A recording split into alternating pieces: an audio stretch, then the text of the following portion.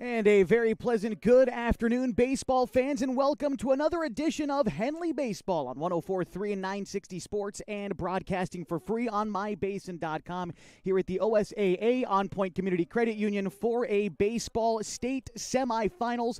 The Hornets are on the road, taking on the number one team in the state, the Marist Catholic Spartans. So glad to be with you today. My name is Josh Eldridge, coming to you live from Scott Halbrook Field on the campus of Marist High School on the bank of the Willamette River in Eugene, Oregon. Thank you so much for being with us today. The Marist Catholic Spartans enter 24-3. The Hornets with a similar record, although different paths to get here to the state semifinal. Let's start with the team you know well, and that's the Henley Hornets, who began this postseason at home against LeGrand, a team in which they beat 12-2. It only took them 6 innings to mercy rule the Tigers. Moving on to the quarterfinal. This was earlier on, this was actually Friday at the end of last week, where Henley, in a real pitcher's duel, wound up edging Newport after a couple of late runs. A double from Corbin Hamilton, followed in the next inning. A single from Connor Shively helped Henley build out their 2-0 lead, and a dominant outing by Mark Carpenter powered the Hornets to a quarterfinal victory to find themselves here on the road against the team that knocked them out a season ago, the Marist Spartans. And for them, the number one team in the state, although the opening round was almost an upset, as Marist only defeated North Marion 5-4 in the opening round, but they put away all worries in their quarterfinal showdown against Malala. They beat the 8 seed in 6 innings, 13-3, to find themselves here against Henley. One other semifinal going on today actually started a little while ago in Scappoose. The Indians hosting Pendleton. We'll try to find a score update for you there in just a moment. But the winner of it looks like 7-1 Pendleton leads in the bottom of the 3rd inning. Is that right? Bottom of the 3rd inning. So there we go. Winner here will play the winner of that game, and with a location to be decided. Typically, Oregon State Championships have been held at Kaiser Stadium in Salem. It's kind of split up over the past couple of years. There are rumors that just around town here in Eugene, PK Park might be a host for a state championship this year. A chance that Goss Stadium could potentially be a state championship host this year in Corvallis, although we don't totally know yet. What we do know is that we've got a semifinal here at Marist as the Hornets get ready to take on the Marist Spartans. We're going to take a break, and when we come back, we'll introduce you to the Kyle's Lawn Care starting lineups for both teams. Coming up at the OSAA On Point Community Credit Union for a baseball state championships on mybasin.com and 104.3 and 960 Sports. Parent of a high school athlete, I've given up trying to get pictures of my kid playing sports. It's nearly impossible to take pictures and enjoy the game. There is a solution, though. God's Gifts Photography attends high school sporting events in the Basin to take individual and team action photos at a great price. Search God's Gifts 2 on Facebook to learn more. They'll come and capture your athlete in action, creating those frameable lifelong memories so you can watch and just enjoy the moment. Call 541-281-2206 to get your athlete on their schedule. God's Gifts Photography. Threads. There are many threads that run through our region. There are churches and schools and Little League teams that bring us together and bind us into communities. There are roads and cars. There are houses and jobs and businesses, all woven together to make the fabric of our communities. There are financial threads that are part of that tapestry as well. For over 80 years, it's been our pleasure to be headquartered here, providing financial services to generations of our friends and neighbors. From that first savings account, to retirement planning, and all of the cars and houses and groceries in between, we keep your money local, investing it back into our communities, adding more threads to the fabric to make our communities stronger. Pacific Crest Federal Credit Union. Find your path. At mybasin.com, we bring you the power of local radio, the pace and reach of social media, the information of 24-hour news, and the excitement of local sports. We do this with a team of radio professionals that is second to none. Klamath Falls is a community that we love and a place that we are proud to call home. Klamath Falls deserves a media group that is as committed to you as you are to Klamath Falls. MyBasin.com is your go-to place for news, sports, events, and everything going on at home in Klamath Falls.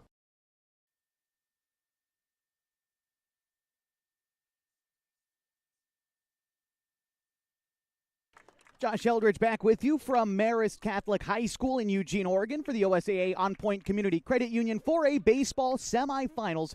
The Hornets take on the Spartans. Just a few minutes away from first pitch, let's introduce you to the Kyle's Lawn Care starting lineups, and we'll begin with the visitors today, and that is the Henley Hornets. Leading off at third base is Mark Carpenter. Connor Shively bats second at shortstop. Jacoby Takini, the catcher, hits third, followed by Max Price in center field, hitting fourth. Bo Pyle, the designated hitter, bats fifth. Derek Cox at second base bats sixth. Corbin Hamilton is the starting pitcher for Henley. He will bat seventh, followed by Carson Sims in right field. Ryan Douglas rounds out the Henley order. He gets the start in left. And on the hill for Marist is going to be Nico Lebia. He is actually the leadoff hitter for Marist as we turn the card over and take a look at the starting nine for the Spartans. After Lebia leading off, it is the second baseman, Tanner Mullins. Johnny Lombardi is the shortstop. He bats third. Grady Hazen, the catcher, bats fourth. Stephen Riley in right field batting fifth. Wraith Huffman is the first baseman batting sixth. Hitting seventh is Chad Turner in left field. Jalen Smith, the designated hitter, bats eighth.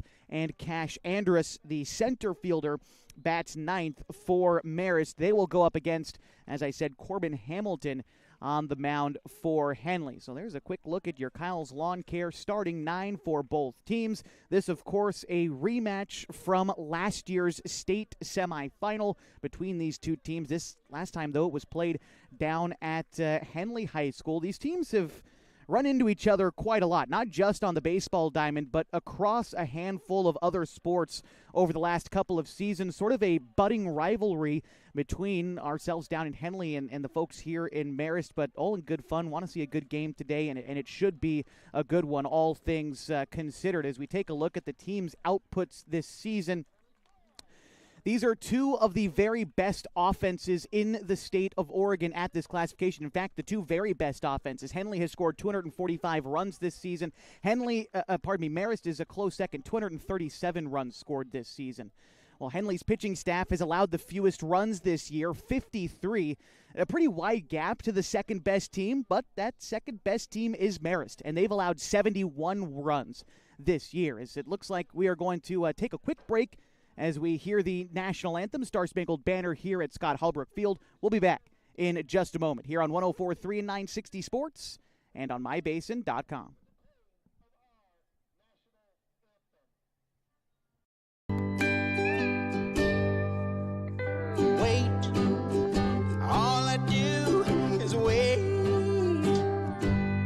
So lonely, I just sigh and moan. Seems like I've been away forever, wondering if you're coming home. I just saw your face, I know you're coming home. I swear there is no place home. And then I heard your voice, I know you're coming home, I know you're coming home. This is where unconditional love and immeasurable happiness reside.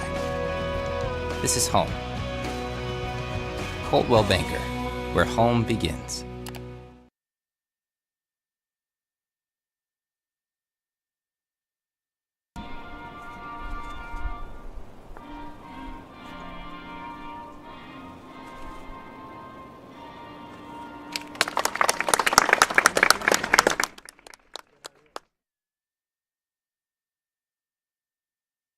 And we welcome you back to the OSAA On Point Community Credit Union 4A baseball state semifinals between the number 5-seeded Henley Hornets and the top-seeded Marist Catholic Spartans. Glad to be with you today. Again, my name is Josh Eldridge. Marist in their home white uniforms, donning the white from head to toe. White caps, navy blue brims, navy blue numbers across their back, and the word Spartans written in cursive across their chest. Henley has been in their same uniforms all season long. The navy blue caps, navy blue shirts with Henley written across their chest in navy blue with yellow trim, and gray pants for the Hornets. Of course, their head coach, Sean Teeters, head coach of the year in the Skyline Conference. The Marist Spartans are coached by Noah Breeslaw in his fifth season as a head man here at Marist. As the Spartans take the field, we'll take a look at the man they've got on the mound, and that would be Nico Lebia. He is making his 10th start of the season. All of his appearances have been starts this year. Carries a 7-1 win-loss record coming into play today. 47 1/3 innings pitched for Lebia and an ERA of 2.66. Going up against the Hornets ball club, which will be led off, of course, by Mark Carpenter. And we'll take a deeper look at Carpenter in just a moment. Again, one other semifinal going on in the state today. Last we heard, Scappoose was up big on Pendleton. That game started at 4 o'clock. Should finish before hours is done. Yeah, 7-2 the score right now. Actually, Pendleton leading Scappoose. That could be an upset. The 7 seed leading the 3 seed.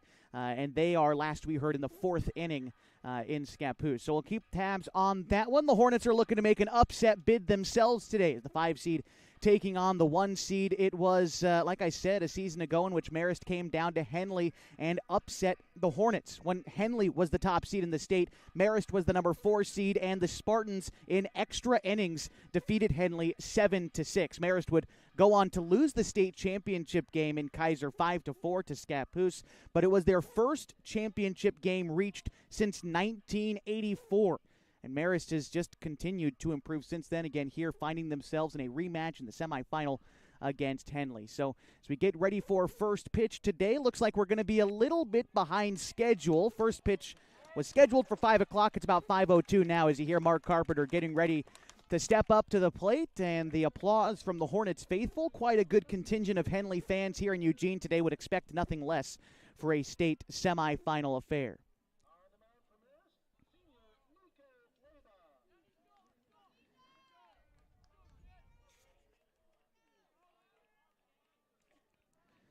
All right, Mark Carpenter ready to step in now for Henley. Carpenter batting .459 this year, and he will be tasked with getting things started for the Hornets. The Skyline Conference Player of the Year bats from the right side, and here he goes against Nico Leba.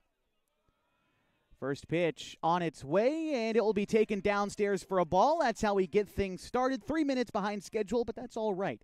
Plenty of baseball yet to be played today. It is 75 degrees and not a cloud in sight here at Scott Halbrook Field. The second pitch, Carpenter lifts it into the air behind second base. The shortstop, Lombardi, will call everybody off. Backpedaling, makes the catch, and that will be the first out in the first inning.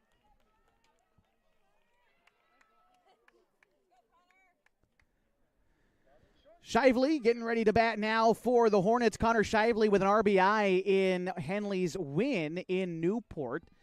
And an RBI in the 6th inning was Henley's second run of the game. Here's the first pitch to Shively. Goes the other way with it over the head of the shortstop and into left field. And a 1-out single for Shively. The ball is mishandled in the outfield. Shively trying to reach second base, and he does. The left fielder for Marist, Turner, had a little bit of trouble coming up with it. So give Shively a single and advancing on the error. And the Hornets have a runner in scoring position for the Skyline Conference leader in RBI, the freshman Jacoby Tacchini.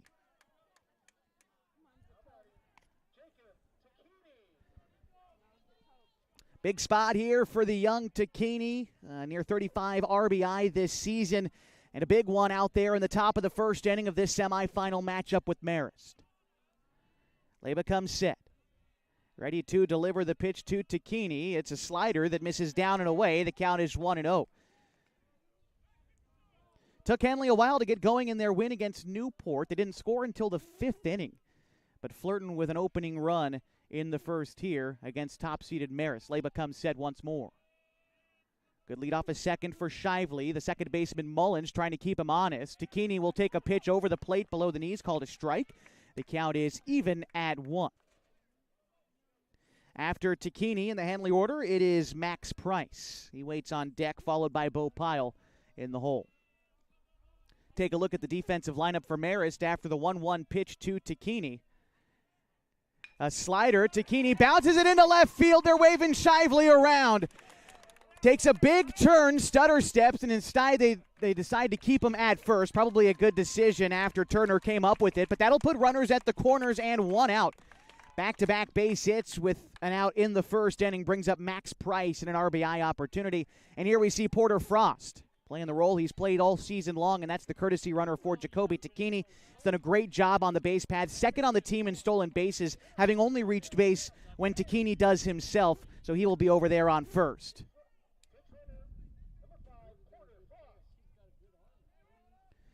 Defensively for Marist, it goes like this. Hazen is catching. Lemley is at third. Lombardi is at short. Mullins at second with Huffman at first. In the outfield from left to right, it's Turner, Andrus, and Riley.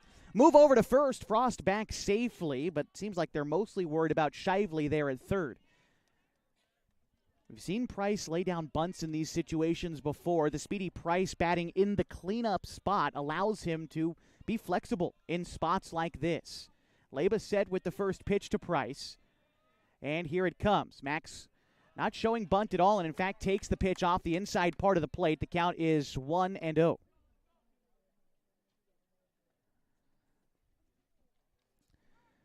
Coach Sean Teeters in the third base coaching box, offering up the signs to his hitter Price. First base coach for Henley is Marvin Rosser.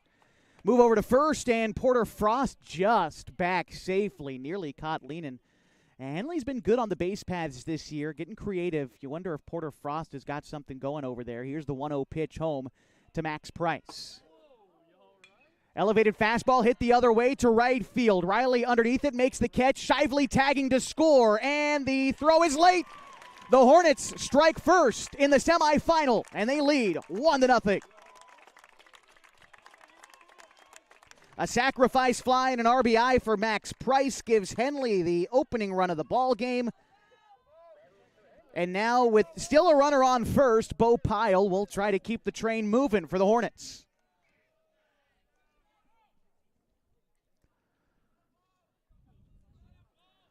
Pyle got the rally started for Henley against Newport in the quarterfinals. In the fifth inning, a one-out double would later allow him to come in to score when Corbin Hamilton followed it up later that inning. But it was Bo who came across and scored the opening run back on Friday. Here's the first pitch to him in this game, and he'll take it downstairs for a strike. The count is 0-1. For those wondering, Pyle also available to pitch later on today if the Hornets need him, but Corbin Hamilton, of course, getting the start. The only guy who's unavailable to pitch today for Henley would be Mark Carpenter, who threw 110 pitches back on Friday in the shutout win against the Cubs. Move over to first. Back safely, though, is Porter Frost. They've checked on him a couple times now. About a 2.5-step lead off of first, with the first baseman Huffman holding him there. Here is the 0-1 to Pyle. Two-seamer misses wide, and the count is even. And the first baseman, Huffman, is a left-hander. And so he's able to apply that quick tag maybe a little bit differently than a right-hander would at first base. Sort of straddles the bag. Just a little bit of a different look. And another move over there. The throw again just late. Leba has a really quick move off the mound. Even for a right-handed thrower, his ability to get the ball over to first, very quick. Henley's going to have to keep tabs on that this game. Decent lead off of first for Frost. He'll stay put. The pitch home is popped up foul. Count as a ball and 2 strikes to Bo Pyle.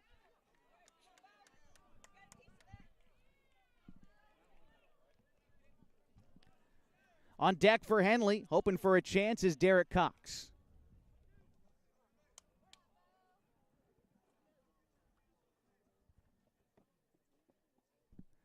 Another move over to first, but back again safely is Porter Frost.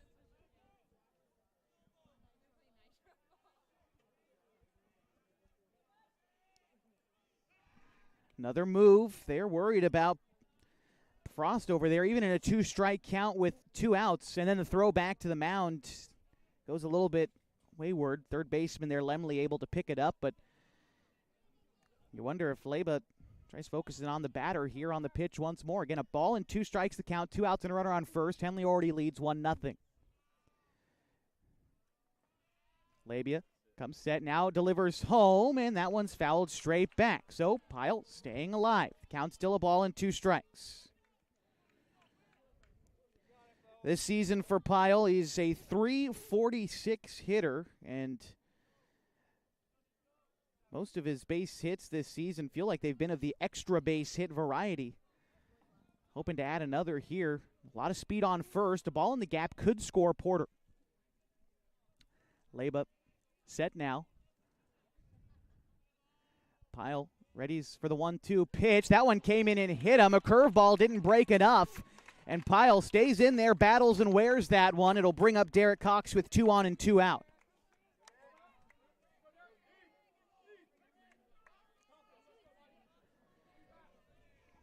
Big spot here for a freshman in Derek Cox. Bats .302 this season.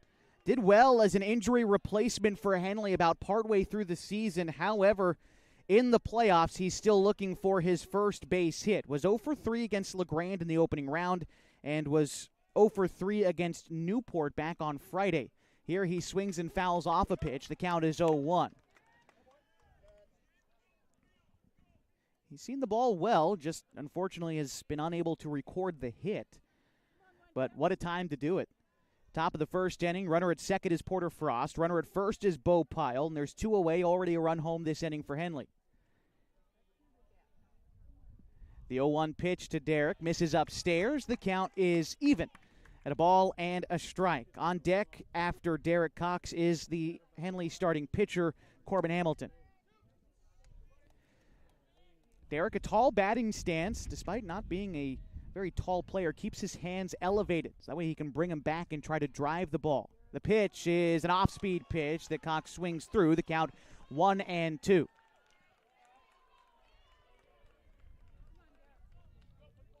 There's a 2-strike count against Bo Pyle, where Leyba wound up hitting Pyle.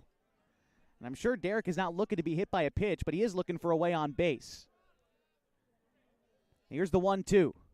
That one's hit into left field. Left fielder Turner gets underneath it and will make the catch to retire the side. But 2 base hits for Henley leads to a run. A sacrifice fly for Max Price puts Henley up 1-0 as we go to the bottom of the first at the OSAA On Point Community Credit Union 4A baseball semifinal on 104.3 and 960 Sports and MyBasin.com. Sports was kind of what defined me as a person. I loved to play every sport I could possibly play. The Abbeys was really the family stomping ground for all of our community. Saturday afternoon soccer tournaments, we'd head over to Abbeys afterwards. And then when we got up into middle school, on our way home, we'd stop at Abbeys after basketball games. When I go home, I want to see 2 things when I drive through Winston. I want to see my Abbeys and I want to see my high school. And those are the 2 memories that stick out the most to me. As a parent of a high school athlete, I've given up trying to get pictures of my kid playing sports. It's nearly impossible to take pictures and enjoy the game. There is a solution, though. God's Gifts Photography attends high school sporting events in the Basin to take individual and team action photos at a great price. Search God's Gifts 2 on Facebook to learn more. They'll come and capture your athlete in action, creating those frameable lifelong memories so you can watch and just enjoy the moment. Call 541-281-2206 to get your athlete on their schedule. God's Gifts Photography.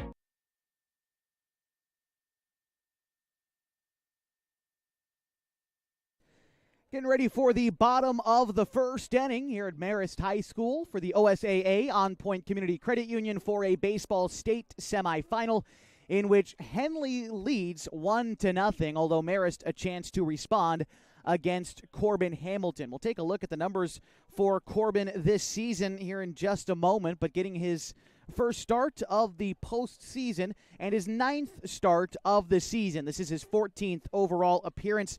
Corbin had 6 wins, 1 loss, 2 saves on the year, and in 43 1/3 innings pitched, Corbin has an ERA of 1.61. The sophomore will have to go up against Nico Leyba. Corbin Hamilton, also Skyline Conference, I believe he was a first-team pitcher. Yeah, the sophomore, the only sophomore to be selected as a first-team pitcher this year in the conference. Corbin, the right-hander, getting the start against Marist. Stepping in now is Nico Leyba for Marist. First pitch on the way, and he'll take it for a strike. Hamilton gets in front of the first pitcher for Marist, 0-1. Looking at the season for Leyba at the top of the order, batting .395 for Marist. Hamilton loops in a breaking pitch. The count is 0-2. Leyba leads the team in singles this season with 30. Not an extra base hit guy, but he gets on base at the top of the order. Here he faces an 0-2 count against Hamilton, and he'll take a ball.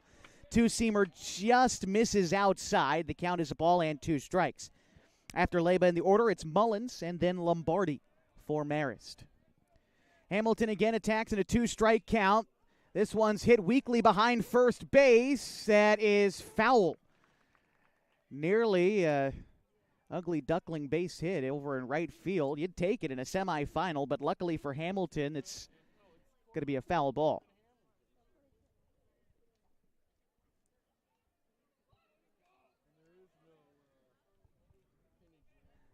Down the third base coaching box for Marist is their head coach, Noah Breeslaw. He took over in the season following the COVID pandemic as Hamilton readies again for the 1-2. This time a fastball misses high, 2-2. And after the COVID season for Coach Breeslaw, Marist has taken off. They've gotten better every season. And entering play today, Coach Breeslaw, a record of 99-29. A win today would mark his 100th in his career as a head coach. The count is now full after the two-seamer misses downstairs for Leba. Hamilton again tries the 3-2 as a two-seamer, rung him up looking. Big pitch. He found the outside corner he was looking for earlier in the at-bat, and Leba goes down looking for the first out in the first inning. Tanner Mullins getting ready to step in now for the Spartans. We'll take a look at the numbers for Mullins on the season. And as he hits .412, batting second here for Marist, he'll take the strike, 0-1. Mullins tied for the team lead in doubles this year. He's got 9. Here's a ground ball up the middle. Shively from the shortstop position couldn't come up with it. Tough play for either middle infielder to make. Shively took initiative but lost it on the transfer. And so an infield single for Tanner Mullins will bring up Johnny Lombardi. Tying run on base for the shortstop for Marist. Middle infield ready to turn 2 for Henley. We'll introduce you to the defensive lineup for the Hornets after this pitch. A move over to first. Mullins is back safely. Gives us a moment to talk about the infield.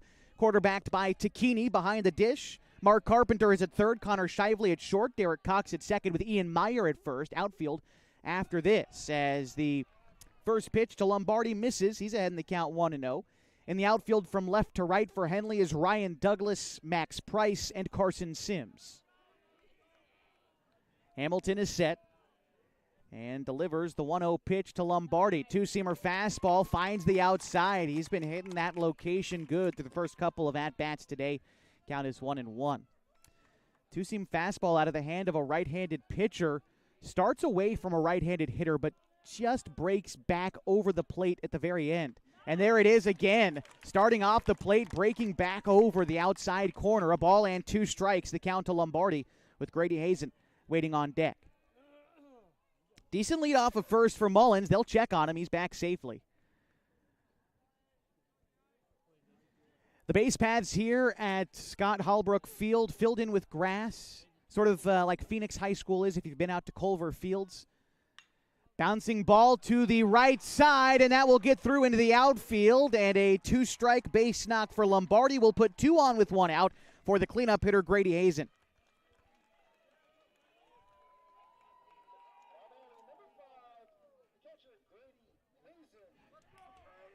Hazen bats with Mullins on second, Lombardi on first, and Lombardi hitting that ball to the right side, what would usually be a ground out to second. But with Derek playing over towards second base, hoping for a double play, and the first baseman Meyer holding the runner, just allowed a huge gap to form on the right side of the infield that Lombardi exploited for the base hit. And the first pitch to Hazen is a breaking pitch that misses low and away. The count is 1-0. Hazen this season for Marist, batting .406, the cleanup hitter. It's 27 RBIs this season. The tying run is in scoring position. A curveball misses wide. The count is 2-0. After Hazen in the order is Stephen Riley. Hamilton in a little bit of hot water here in the first inning, but nothing he's not used to. Guy who's had to come in and record saves in each of the first 2 games of this postseason.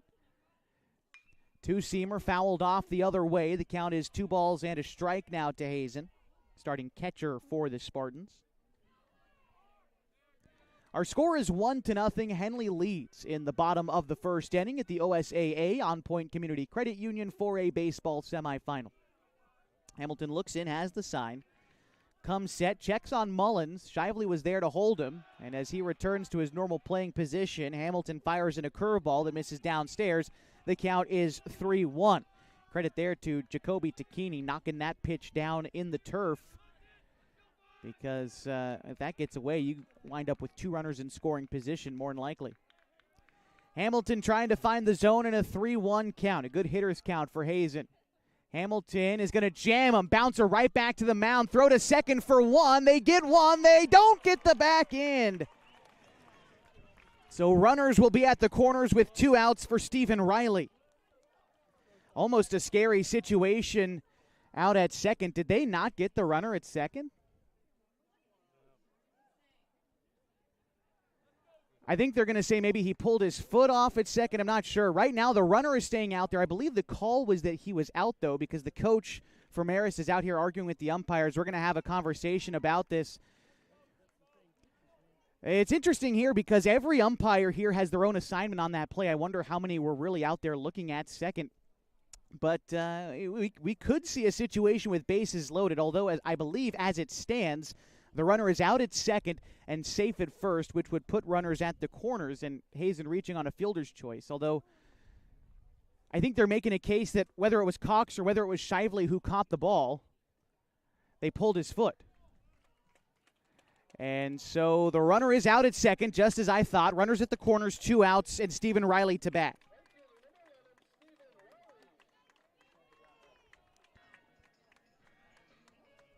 Riley, the right fielder for Marist, hitting in a big spot in the first inning. Riley, he bats .320 this season.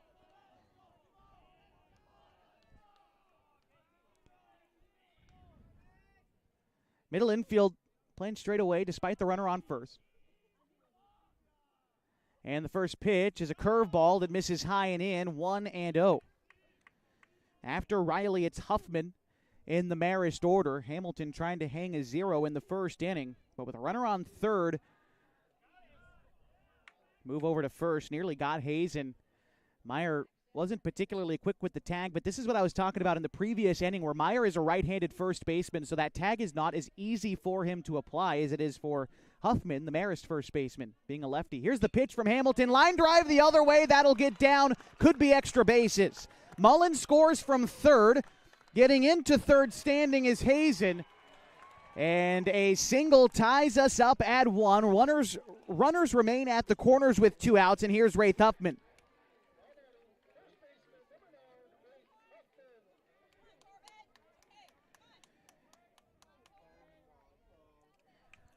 Huffman, the left-hander, getting ready to step in now. And again, at third is Hazen. At first is Riley after the RBI single.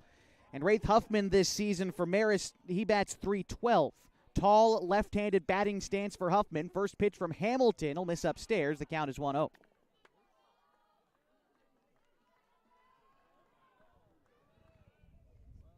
Jacoby Tacchini will go out and offer some advice to Hamilton ahead of this 1-0 pitch. It gives us the time to remind you that today's broadcast here on MyBasin.com is brought to you in part by the Henley Booster Club. You know, we get to this part of the postseason, especially the semifinals, we got to pay rights fees to the OSAA to be able to make sure this broadcast is free for you to watch at the end of the day. And the Henley Booster Club gracious enough to step up and cover that cost and allowing us to broadcast this game to you totally for free. So big thanks to the Henley Booster Club.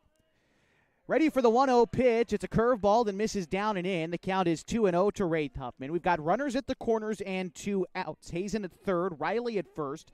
A 1-1 ball game in the bottom of the first inning of the OSAA On Point Community Credit Union 4A baseball semifinal. The 2-0 on the way to Huffman. Hit the other way, well fouled. The count is 2-1. Looked like it ricocheted off the house. I mean, it's literally feet from the the fence that separates the baseball field from the rest of the area. You get up in a bedroom there, I'm sure you could watch the whole game for free. Move over to first. Back safely is Riley. Staying put at third is Hazen. Kind of tucked behind the trees, a little bit like we were at Newport. Hidden on the bank of the Willamette River here at Scott Halbrook Field. Runner on the move. Takini failed to receive the ball cleanly, although the curveball is called a strike. So the count is even, 2-2. Runner advancing to second is Riley.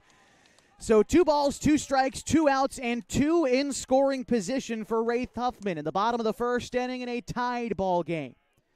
The pitch from Hamilton, an upstairs fastball. The count will run full. Now, first base is open, and Chad Turner is on deck, although you'd like to just end things here, of course, if you're Hamilton.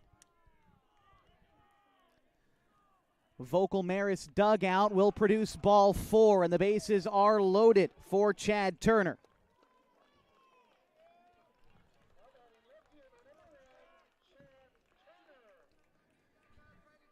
Started out as a sparse crowd today for the Marist folks, but as this first inning has gone on, quite a few Spartans fans have shuffled in down the first base line, and with only one set of bleachers, standing room only here at Marist High School. First pitch on the way to Turner, misses high. The count is 1-0.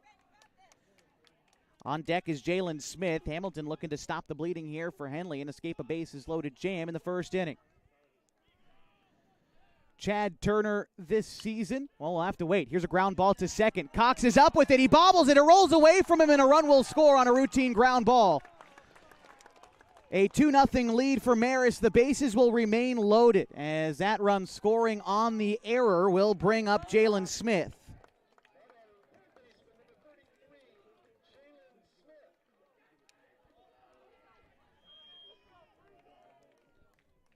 So at first is Turner. Huffman now is at second. Riley at third. Marist leads 2-0.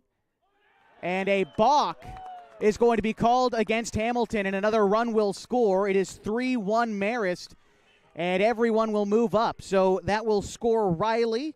Huffman now to third. Turner to second. Smith will still bat, and Coach Sean Teeters wants to come out and ask what Hamilton did. Now, admittedly, I was looking at my score sheet, so I can't really say what Hamilton's infraction was.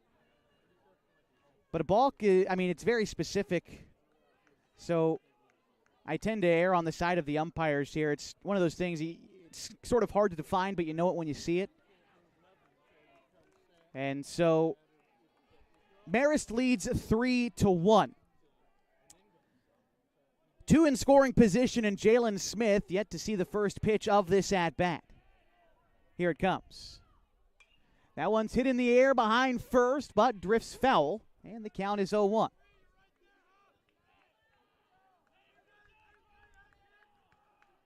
After Jalen Smith is Cash Andrus on deck for Marist. Pitch on the way from Corbin. That one misses outside. The count is even, a ball and a strike. Game started with a strikeout for Hamilton, but Tanner Mullins singled. Lombardi singled. Hazen reached on a fielder's choice. Riley singled. Huffman walked, and Turner reached on an error.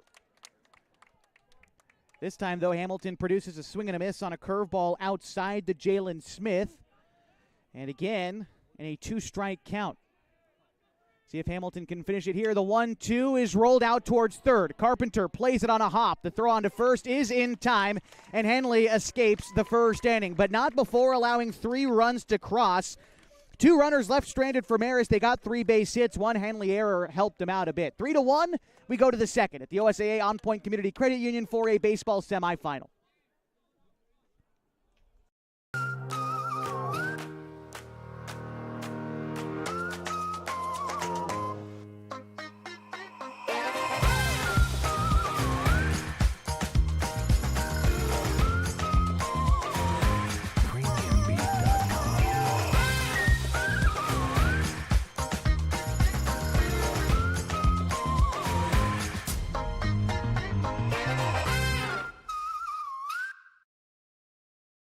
The cars we drive play an important part of our everyday. Whether we're going to work, dropping off the kids at school, or maybe even on that first date. Vehicles we drive play an important role in all of that. And that's why at Klamath Falls Subaru, we are so passionate about getting you the long-lasting vehicle that you will love. When you come to our store, you'll find that every department is dedicated to caring for our customers, which is why I can proudly send anyone here knowing that they will be treated like family. Stop by and say hi.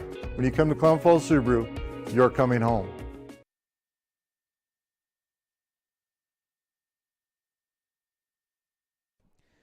Getting ready for the top of the second inning at the OSAA On Point Community Credit Union for a baseball semifinal. Getting ready for Corbin Hamilton's first at-bat of the game against Nico Leba. And the pitch is swung on and bounced to third. Lemley makes the throw on to first in time. Tough play to make by Lemley at third, but one pitch and one out in Henley's second inning brings up Carson Sims.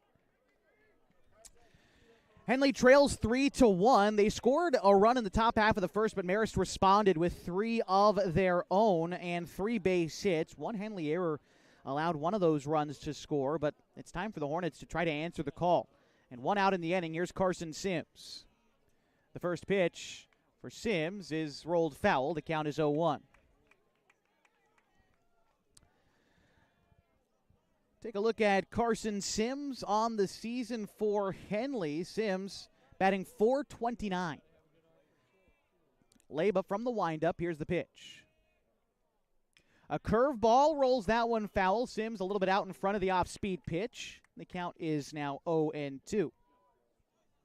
Sims having a good game back in the quarterfinal against Newport. Was 1 for 2 with a single, but was 2 for 3 in the game against LeGrand. Here he will take strike 3 looking, and will be the second out in the second inning.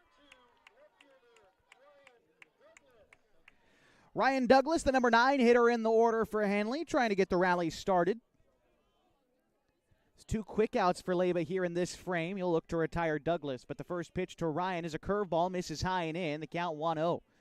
Douglas has been fantastic in the number 9 hole this year for Henley. Bats .304 for the Hornets and scores a ton of runs. Here he takes a pitch away. The count is 2-0.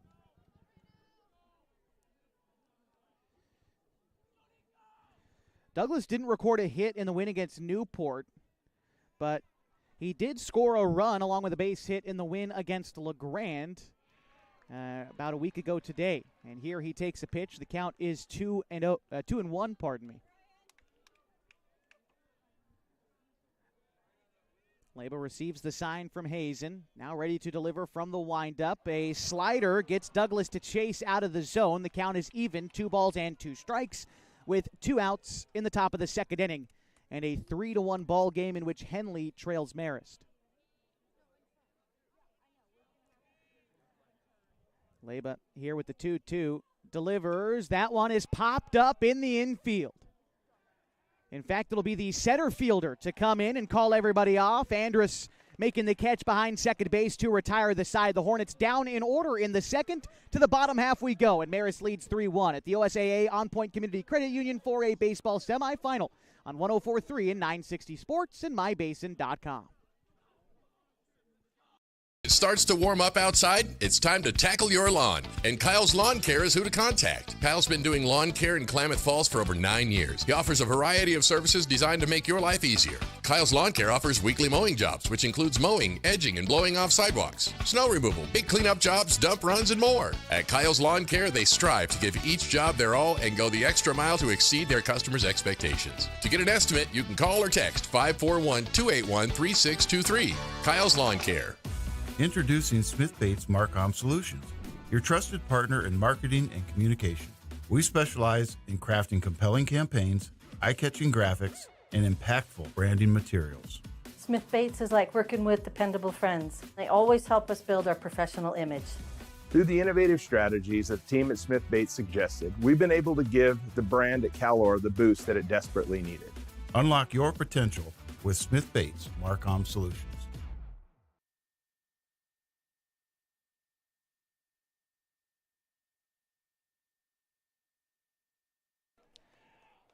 It is the bottom of the second inning at the OSAA On Point Community Credit Union for a baseball semifinal between the Marist Spartans and the Henley Hornets, and Marist leads 3-1. Hamilton starts us off with strike one against Cash Andrus, as it'll be Marist's 9, 1, and 2 hitters this half inning against Corbin Hamilton. The 0-1 is chopped down the third base line. Carpenter will field it in foul territory, and the count is 0-2. All things considered, Hamilton is throwing the ball well. He's thrown strikes. He's only walked one batter in that first inning, in an inning that kind of felt like it got away from the Hornets a little bit.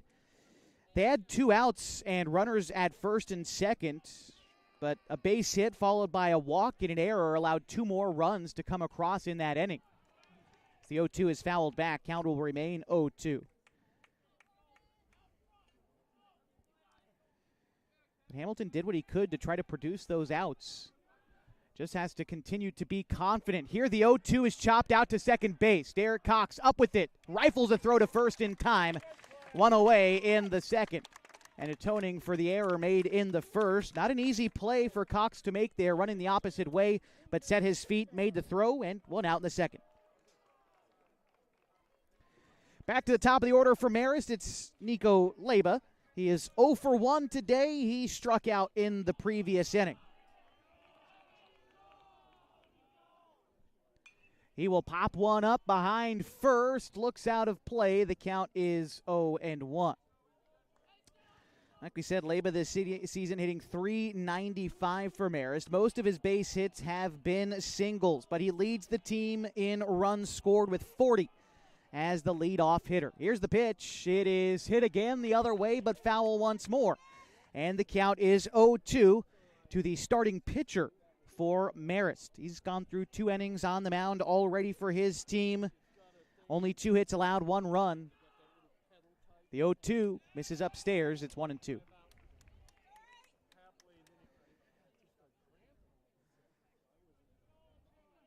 Trying to help get Marist back to their second consecutive state title game as another pitch is taken upstairs. 2-2. Marist making it last year for the first time since 1984, but they lost to Scappoose 5-4. Meantime, Henley, it seems, has been a regular staple in not only the postseason, but the state championship games. They've made 12 in school history. I believe that's tied for the most in OSAA history. They've won 9 of those 12 state championships, with their first one coming in 1981. Count is 3-2 to Nico Leba. Hamilton delivers the pitch. It is swung on and missed. Jammed him on the inside breaking ball, and down goes Leba for the second time on strikes, bringing up Tanner Mullins.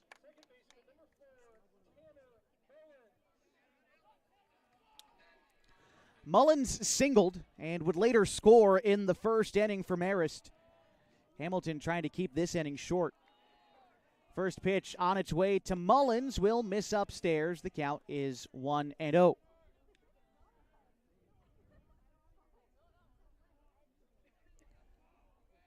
Mullins, a baseball player as well as a basketball player for Marist. Hits one the other way. It is drifting foul. The count is even. The ball and a strike.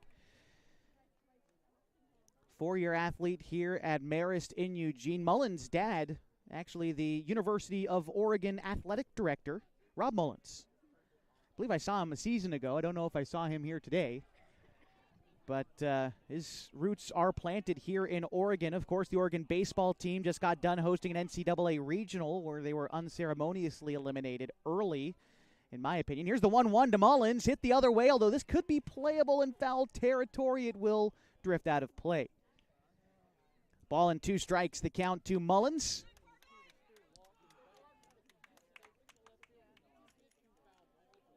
Hamilton trying to set down the side. Here's the 1-2. It is in the dirt. A good 2-strike pitch, but a good take as well by Mullins. The count is 2 balls and 2 strikes. After Mullins, in the Marist order, if the inning continues, is Johnny Lombardi. Hamilton with the pitch. It is again hit foul. Mullins putting up a good at-bat, but that ball landed in the Willamette River.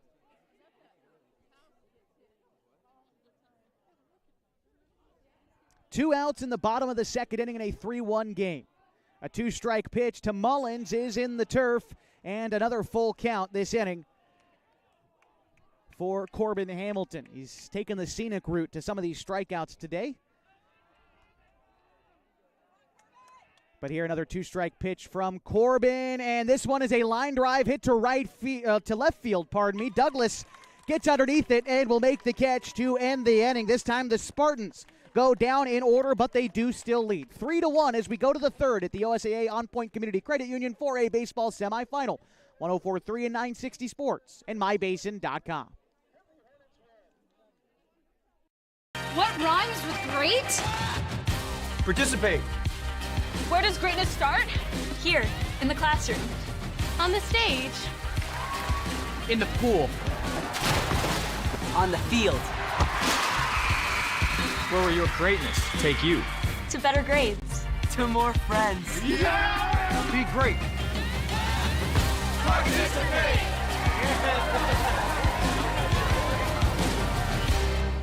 At mybasin.com, we bring you the power of local radio, The pace and reach of social media, The information of 24-hour news, and the excitement of local sports. We do this with a team of radio professionals that is second to none. Klamath Falls is a community that we love and a place that we are proud to call home. Klamath Falls deserves a media group that is as committed to you as you are to Klamath Falls. mybasin.com is your go-to place for news, Sports, events, and everything going on at home in Klamath Falls.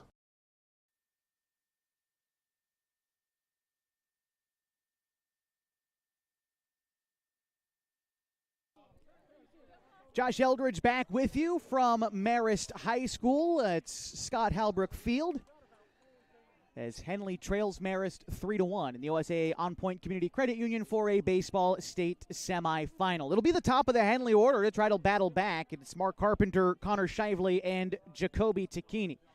Nico Leba still on the hill for Marist. First pitch to Carpenter is an off-speed pitch that got him swinging. The count is 0-1. Carpenter timed that off-speed pitch well, but swung over the top of it.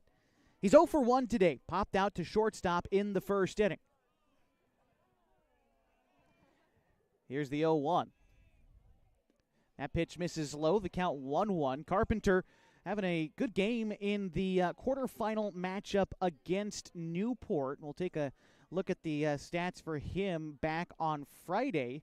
It was a 1 for 3 day with a double. He would come around and score in that game, but where Mark really left his impact in the quarterfinal was on the mound, where he pitched 6 2/3 innings, only gave up 2 hits, and he struck out 10 batters.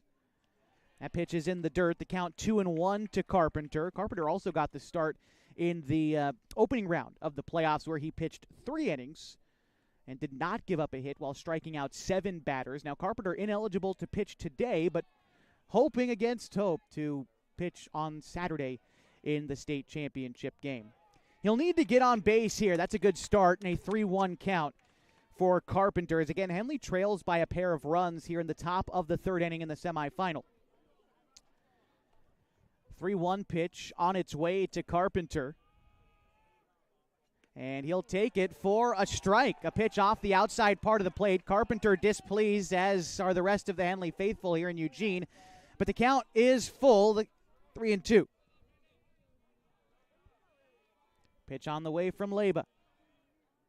Curveball, ground ball to shortstop. Up with it is Lombardi. The throw is not in time. No! They called Carpenter out at first. Real close play. They're going to call him out.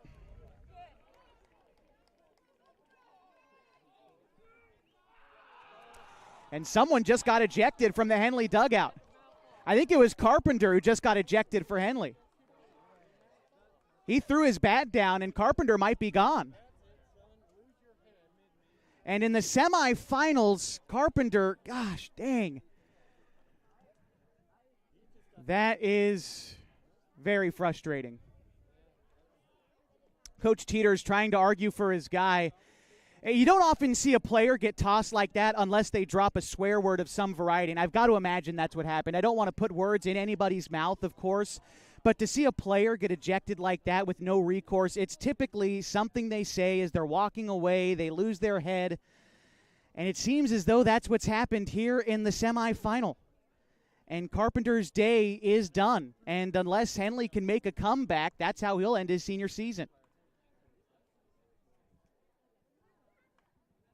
We'll see exactly what changes Henley makes. Coach Teeter's fair to be frustrated, but again, You got a short leash as a player out there. I don't quite know what you do saying anything to any umpire as a player, quite frankly. Boy. Carpenter's still in the dugout, so maybe it's not him. I'm not entirely certain. We'll find out for sure in a minute. Maybe I can ask for some help. I'm going to see if I can find out exactly what's going on. Regardless, until we get the information, Connor Shively is now batting with one away in the third inning. And he'll bat from the left side after Carpenter grounded out. Shively leads the team in batting .480 this year, one out in the third inning. First pitch on the way to Shively. He swings and misses. The count is 0-1.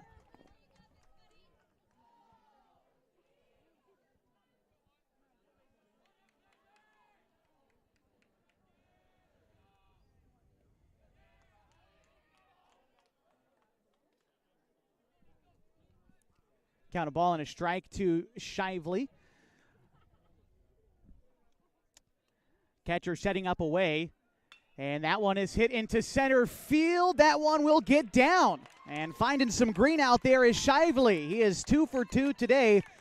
And a positive outcome there for the Hornets, trying to breathe some life into their dugout after the mishap a moment ago. Shively aboard at first for Jacoby Tacchini.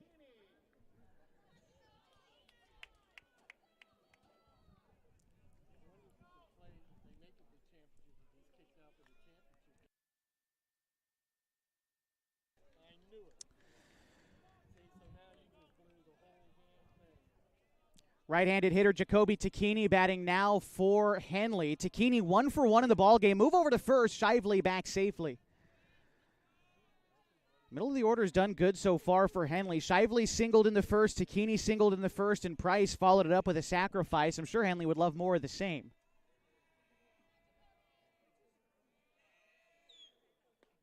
And that is a strike called to Tacchini.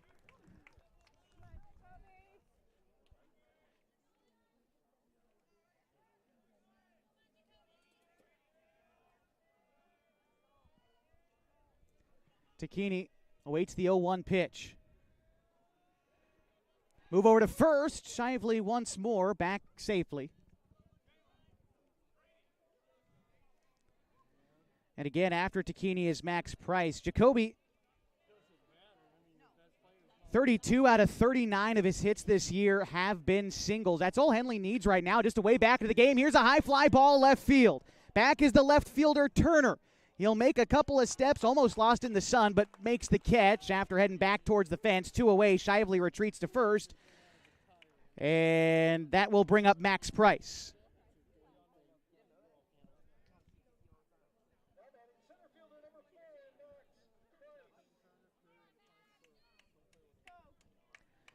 Price, again, like I said, hit a sacrifice fly and an RBI in the first inning. So without an official at-bat today,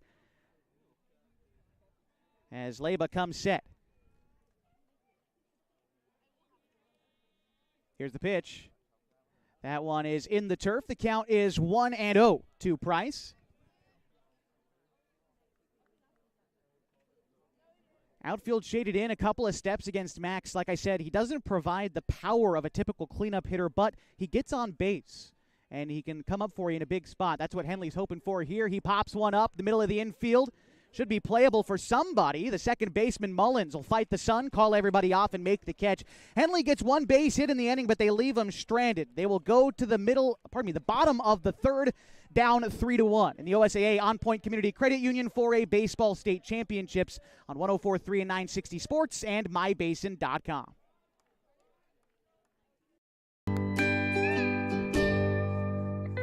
Wait, all I do is wait. So lonely, I just sigh and moan. Seems like I've been waiting forever, wondering if you're coming home. I just saw your face, I know you're coming home. I swear there is no place that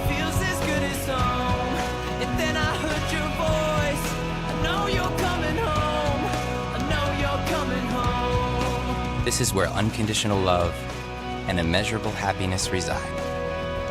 This is home. Coldwell Banker, where home begins.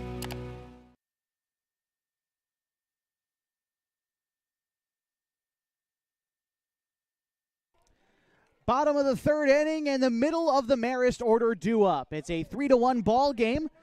The OSAA On Point Community Credit Union 4A Baseball State Championships. It will be Gianni Lombardi, Grady Hazen, and Stephen Riley due up this half for Marist. By the way, I want to take a quick check-in at the other semifinal going on around the state. It is official. The Pendleton Bucks are moving on to the state championship game after upsetting Scappoose 10-2.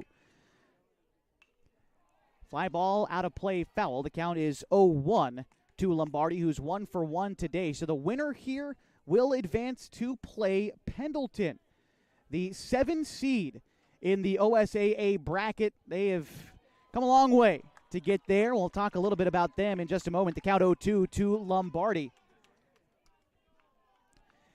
Hornets hoping to create an upset bid for themselves, but right now down a pair of runs. The 0-2 pitch to Lombardi is going to miss high. The count is 1-2. Pendleton is the 7 seed. They won the game they were supposed to against North Bend 8-0.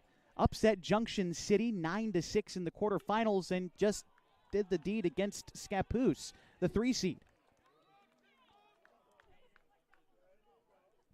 Count a ball and 2 strikes still to Lombardi. Again, he singled and was out on the base paths in the first inning. The pitch from Hamilton is going to miss wide. It's now 2-2. Again, unsure exactly where the state championship game for baseball in the 4A class is going to be played. It's been at Kaiser Volcano Stadium for a number of years in Salem, or I guess just Kaiser Stadium now in Salem. But last year they played a couple games at PK Park here in Eugene as the 3-2 pitch on the way is a weak roller out to the mound. Hamilton up with it. He'll throw on to first easy in time, and that's one away in the third on the 1-3 putout. Heard rumblings that potentially there could be a game at Goss Stadium this year, although with Oregon State getting ready to host the Super Regional against Florida, I doubt that would be the case. Of course, PK Park is open with Oregon getting eliminated out of their regional probably a little bit early after they frankly got hosed on a call in their opening game.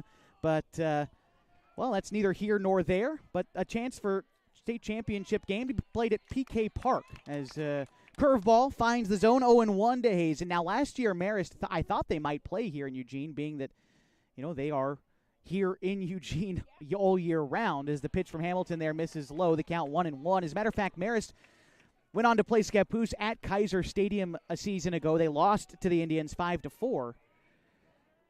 But they're trying to make it back, and right now looking to hold on to a 3-1 lead against Henley. The count is 2-1.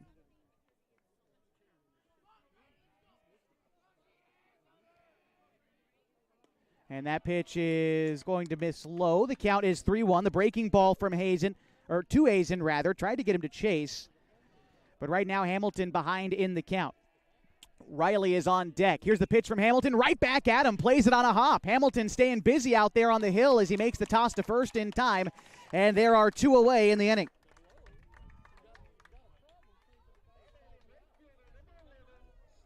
Stephen Riley batting now for Marist. 1 for 1 today, an RBI and a run scored. Riley has done it all in just his first at-bat so far, although now his job is to get a 2-out rally started for the Spartans. Here's the pitch. A curveball will miss in, and it's a 1-0 count to Riley. On deck is Wraith Huffman if he gets a chance in this inning, but Hamilton trying to stop it in order. Here's the pitch. Two-seamer. Ooh, just misses outside. The count is 2-0.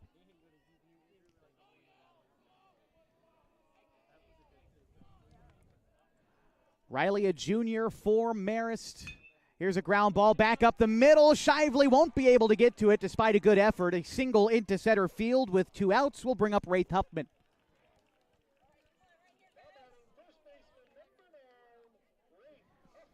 Huffman walked in the first inning. He would be stranded at third base in that inning.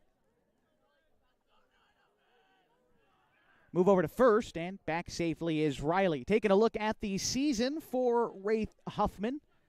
We'll do so here in just a moment after the first pitch to him. Tall batting stance for the lefty. Here he pops one up out of play to the Henley dugout. The count is 0-1. This season for Huffman bats .312. His 18 RBI and 18 runs scored. Problem for Huffman, though, has been the strikeout. He has a tendency to strike out at the plate, leading the team in that number 21 times this season. Huffman has struck out. Are we out of baseballs? We got a small break in the action. Gives us a quick opportunity to remind you that this broadcast would not be possible without the contributions of the Henley Booster Club. You get to this point of the postseason, and typically the playoff broadcast would be pay-per-view. That's typically how it goes with the NFHS network, but because of the Henley Booster Club and their generosity, we are able to broadcast this game to you totally for free on mybasin.com. And so if you find it within yourselves to help out the Henley Booster Club, not only are you helping out all the student-athletes that deserve it the most, but you're also helping us cover them here on mybasin.com. So it looks like Takini needed a new glove, which has happened a time or two this season. He's back behind the dish. Here's the 0-1 on its way from Hamilton with a runner on first. It's a fastball that misses upstairs. The count is even. Another one of our wonderful sponsors here on mybasin.com is God's Gifts Photography. Annalise, of course, not traveling on the road, but she's taken some fantastic pictures of the Henley Hornets this season. So if you need a photographer for your high school sports, check out God's Gifts Photography on Facebook. Curveball looped in there for a strike. A beautiful breaking ball there from Hamilton. He gets ahead of the count, a ball and 2 strikes. 2 outs, runner on first. A 3-1 game in which Marist leads in the semifinal. Hamilton trying to escape the inning. Takini sets up outside for the pitch. This one is hit the other way. That one's going to get down, and it probably will be extra bases. Could even score a run as it bounces over the wall, and that actually saves a run. A lucky ground rule double will halt Riley at third. Thought that one was going to score a run for sure. But a big hop over the left field fence kept Riley at third, Huffman at second after the ground rule double. 2 in scoring position for Chad Turner. Now, Turner reached on an error in the first inning and drove in a run on the same play. Here he bats with 2 away and, again, 2 in scoring position. The pitch on the way from Hamilton is a curveball, fouled straight back, the count 0-1. It's a brick wall backstop. I mean, a ball hits the backstop here, it's going to bounce right back to the catcher. So kind of interesting here at Marist is that foul ball took a pretty good ricochet off the brick wall. Here's the 0-1 pitch. It's hit foul. The count is 0-2.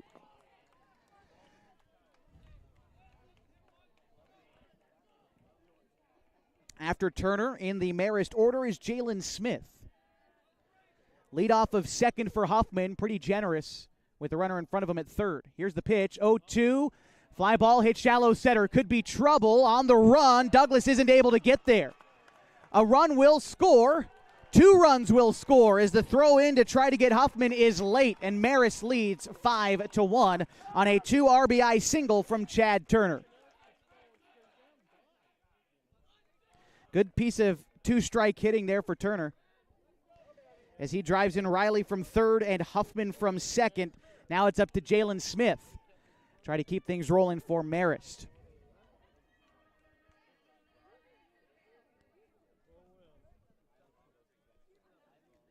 Hamilton is set. And here's the pitch. That one is going to dip below the zone, maybe a touch outside. The count is 1-0 to Smith. He's 0 for 1 today. He grounded out to third in the first inning. For the season, Jalen Smith is one of the team's best hitters. He fouls one back, 1-1. Smith, a batting average of .452 this year, although this is only his 18th game played in his 38th at-bat, so he doesn't quite meet the requirements for league leader status, which would be 2 at-bats per game, but has done solid work in his 37 at-bats so far. Here he swings and misses at a pitch that kicks away from Takini. The count will be a ball and 2 strikes, and the runner Turner advancing to second.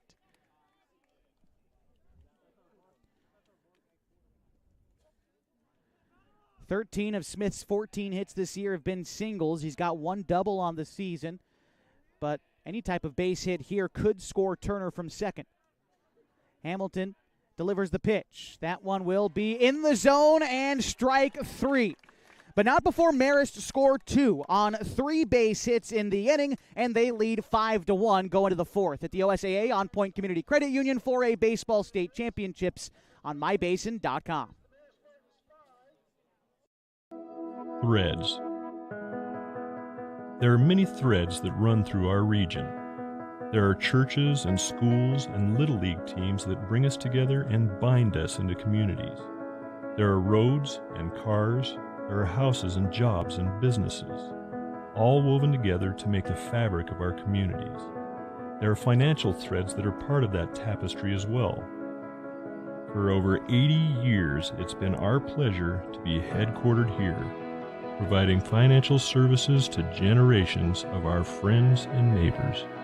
From that first savings account, the retirement planning, and all of the cars and houses and groceries in between, we keep your money local, investing it back into our communities, adding more threads to the fabric to make our communities stronger. Pacific Crest Federal Credit Union. Find your path.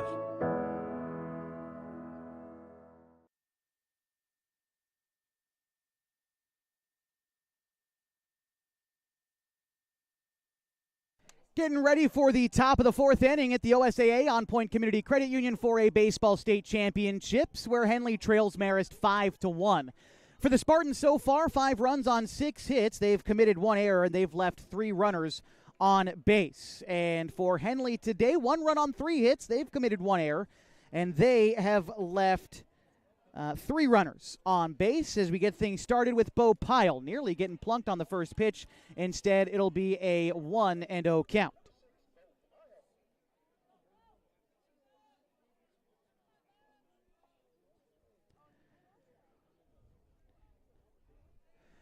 Next pitch on the way to Bo, and he grounds one into left field and a base hit for Pyle.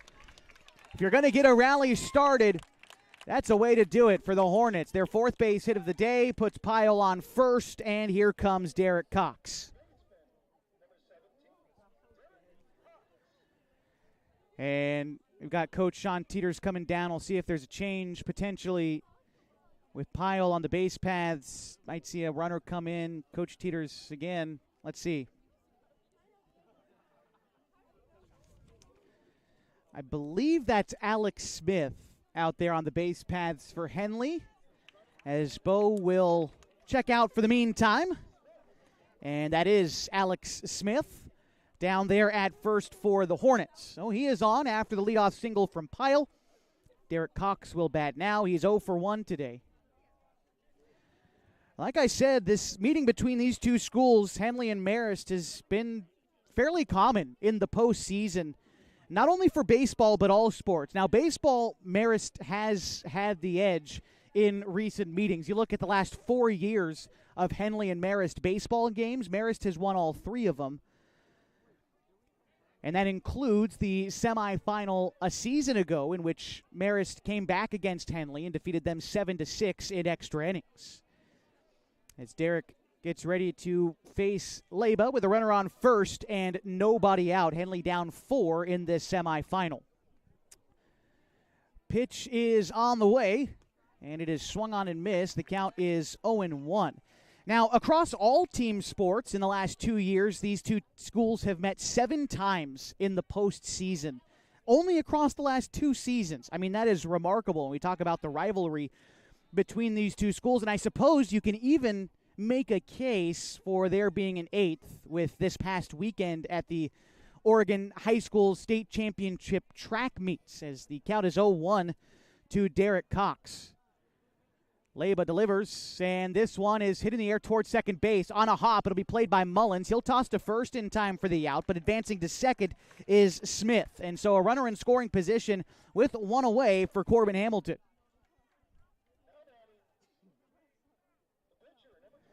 I bring up the state championships that were held right here in Eugene at Hayward Field last week. Or, I guess, last weekend. Hard to keep track of what day it is this time of year. But Henley, the boys' track team, finished second in the state behind a couple remarkable performances from Joe Janney. But Here's the pitch into Hamilton. A strike is called, 0-1. Marist actually finishing third at the state championship track meet. So there you go. Still these two teams neck and neck.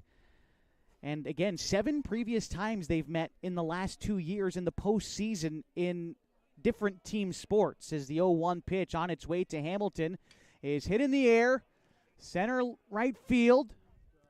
Right fielder will move over to make the catch. Riley sets that one away, and Smith will stay put at second with 2 away. Look back at a couple of the big meetings between Henley and Marist as Carson Sims steps in. Of course, the 2023 football state championship game in which Henley defeated Marist 42-28. Baseball semifinals a season ago, I mentioned Marist bested Henley 7-6 there. The football programs actually rematched this past fall in the football state championship game, and unfortunately Henley ran out of steam in that contest. They lost 30-6 to Marist.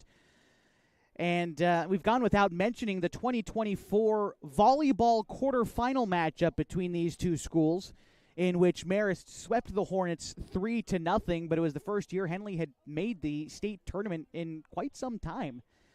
But unfortunately ran into Marist, who swept them and sent them to the consolation bracket. But these two schools have done some battle in some great contests over the last couple of seasons in the postseason. First pitch on the way to Carson Sims as Leba takes his time after coming set, now delivers. Sims checks his swing, but it's called strike 1. Like I said, Sims 0 for 1 today. He struck out in the second inning. But now the runner in scoring position, trying to get Henley a little bit closer. They trail by 4 runs in the 4th inning in the semifinal showdown between themselves and the Spartans from Marist Catholic High School. Leba set once more. The catcher, Hazen, set up over the outside. The pitch is a 2-seamer that misses outside. And the count is even, a ball and a strike. After Sims in the order, it's Ryan Douglas, and then the lineup card turns over, presumably for Carson Pimley. We'll have to confirm that a little bit later on to see who exactly hits in the spot of Mark Carpenter.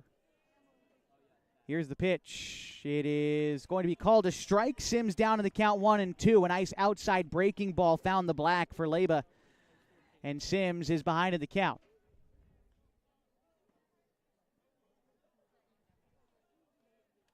Lead off of second for Smith. A fairly considerable lead, about 6 or 7 paces off the bag. The second baseman, Mullins, trying to keep him honest. Sims hits a line drive over the head of the second baseman into right center field. They're waving Smith around to score.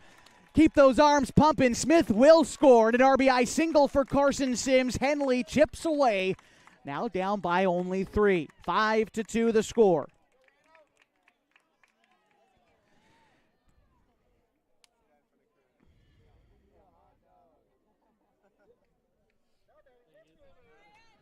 This will bring up Ryan Douglas. Douglas is 0 for 1 in this contest. He flew out in the second inning.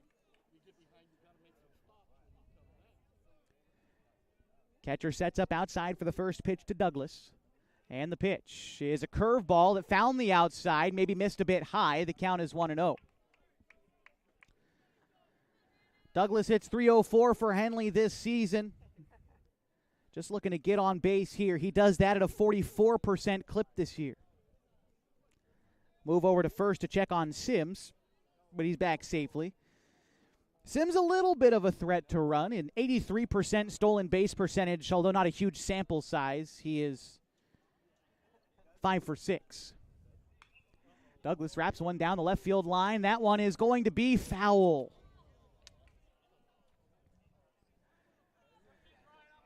Douglas hit it just off the inside handle of the bat, enough for it to drift foul.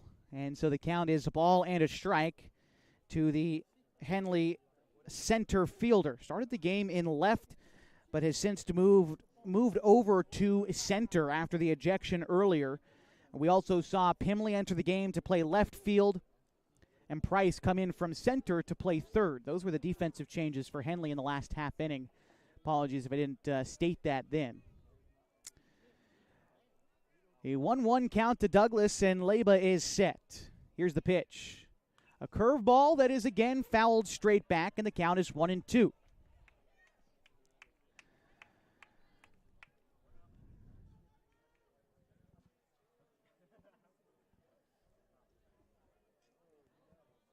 It looks like it is going to be Pimley batting in place of Carpenter as he stands in the on-deck circle. Move to try to get Sims at first, and it rolls down the right field line.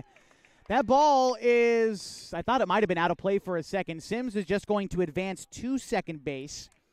And so a runner in scoring position, 2 outs in a 2-strike count to Douglas. Henley trying to pull themselves only within a couple.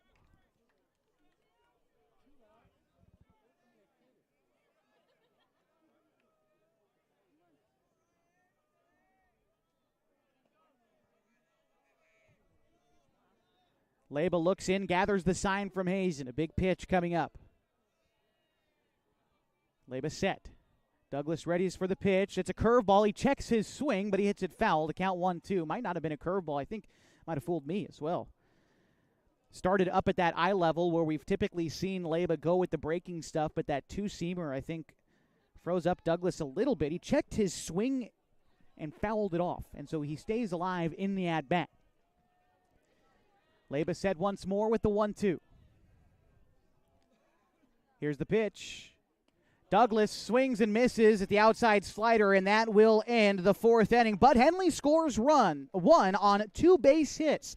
They trail 5-2 as we go to the bottom of the 4th next on 104.3 and 960 Sports and mybasin.com.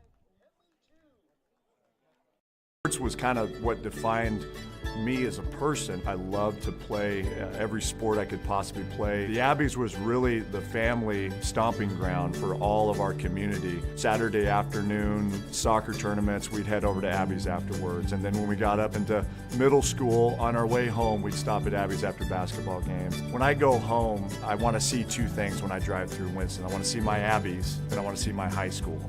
And those are the 2 memories that stick out the most to me.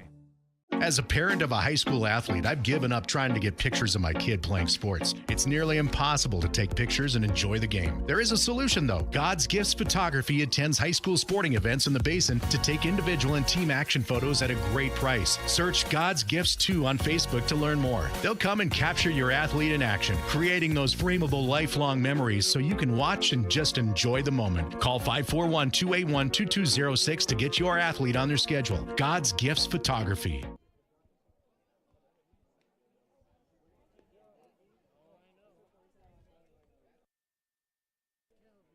New pitcher in the game for Henley as we get things started in the bottom of the 4th inning. Bo Pyle will take over for Corbin Hamilton. We'll take a look at the numbers for the game for Hamilton as his day is concluded. He'll move over to first base, by the way, and no changes in the offensive order for Henley as Pyle will just insert himself in the defensive lineup after being listed as the designated hitter to start the game. But looking at the day for Corbin, he finishes after 3 innings pitched, giving up 5 hits, 5 runs, although just 2 of them earned. He walked 1 and struck out 3. And so now it's Bo Pyle's job to try to keep things where they are. And on the season for Bo, this is his 10th appearance and only his 2nd in relief.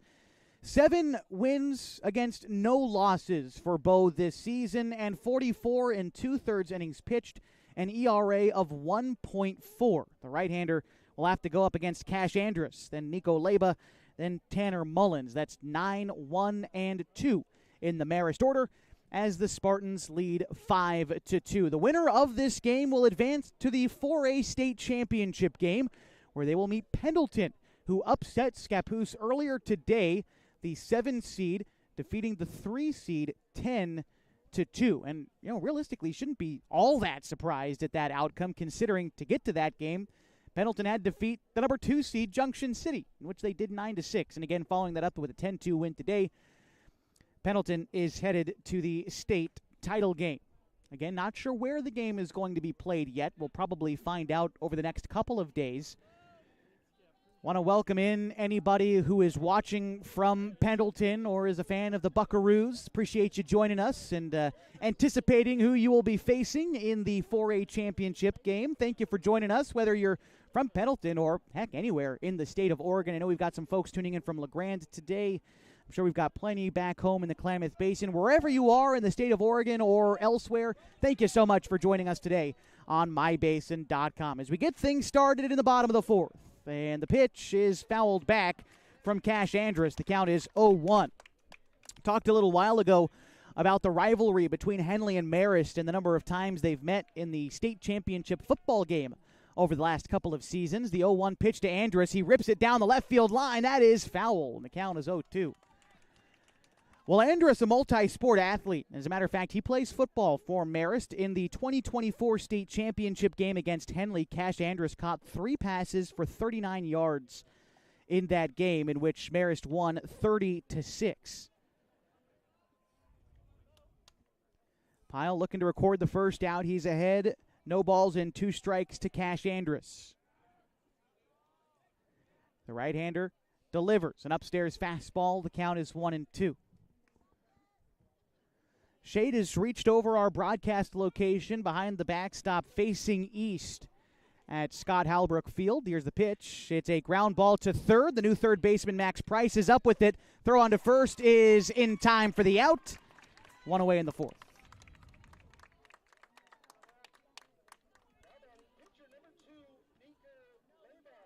Nico Leba getting ready to step in now. The top of the order for the Spartans. Leba is 0 for 2 today, although this will be the first time he sees Bo Pyle today. Each of those strikeouts came against Hamilton, who would be on the hook for the loss if this score holds.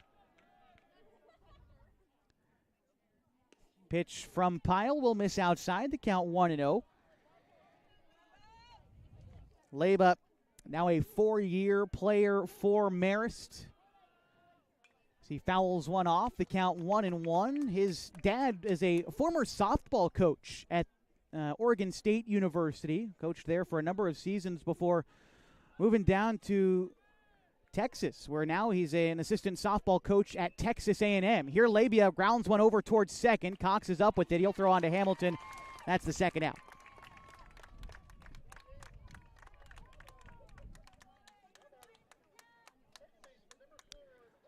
Now it's up to Tanner Mullins for the Marist Spartans. 2 away in the inning. Bottom of the 4th, Marist leads Henley 5-2 in this semifinal matchup. 0-2 pitch is fouled off. Count 0-1. After Mullins in the order, it's Johnny Lombardi for Marist. Like I said, the shade has set over us just a little bit as we face east, but the temperature has not dipped at all. Still about 75 degrees. It's a wonderful day for baseball here in the Emerald City. The 0-1 pitch, a curveball, again, ground ball towards second. Cox is up with it, takes his time. The throw on to first is going to skip to the first baseman, Hamilton, and in front of the Marist dugout. Takini backs him up. The throw to get him at second is not in time, and another error is going to allow Mullins to reach first and eventually into scoring position with 2 outs in the inning. That's the second error of the day for Henley.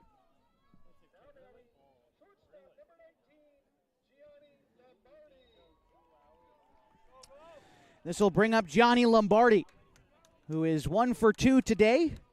Lombardi singled in the first and was out on the base paths. Then he grounded out in the third. Bats here with a runner at second, 2 away in the 4th. Pyle now having to try to get after his 4th out this inning. Here's the pitch. It is hit in the air, out of play, foul. The count is 0-1.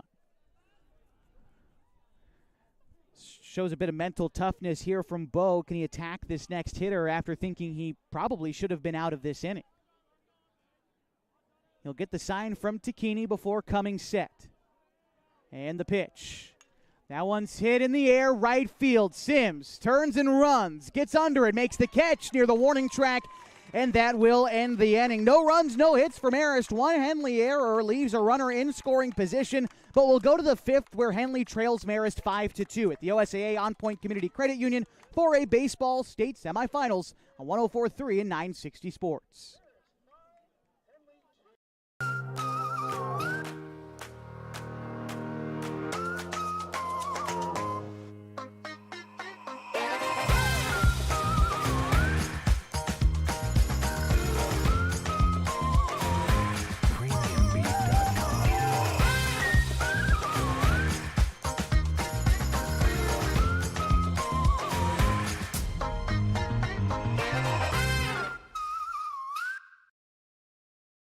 The cars we drive play an important part of our everyday. Whether we're going to work, dropping off the kids at school, or maybe even on that first date. Vehicles we drive play an important role in all of that. And that's why at Klamath Falls Subaru, we are so passionate about getting you the long-lasting vehicle that you will love. When you come to our store, you'll find that every department is dedicated to caring for our customers, which is why I can proudly send anyone here knowing that they will be treated like family. Stop by and say hi. When you come to Klamath Falls Subaru, you're coming home.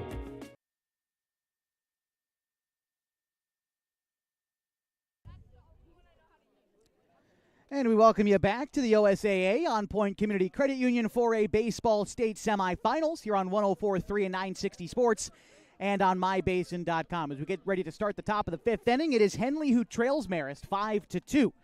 And Carson Pimley to lead things off for the Hornets. Pimley, a substitution coming into this game, batting in the leadoff spot, getting his first at-bat of this game.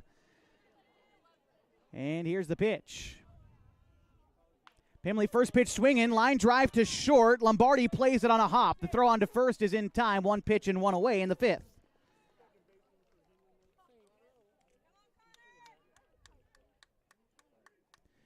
And so this will bring up Connor Shively, looking to get the rally started for the Hornets. Shively 2 for 2 today, and during the middle part of the season went on just a torrid streak of reaching base. I believe it ended at 13 straight at-bats in which he reached base. Right now he's got 2 straight, and I guess 3 straight if you go back to his game at Newport last weekend. Shively awaits the first pitch. Takes a ball outside. The count is 1-0. Shively singled and scored in the first. Singled and was left stranded at first in the third. Catcher sets up outside for the 1-0. And that one misses outside, 2-0.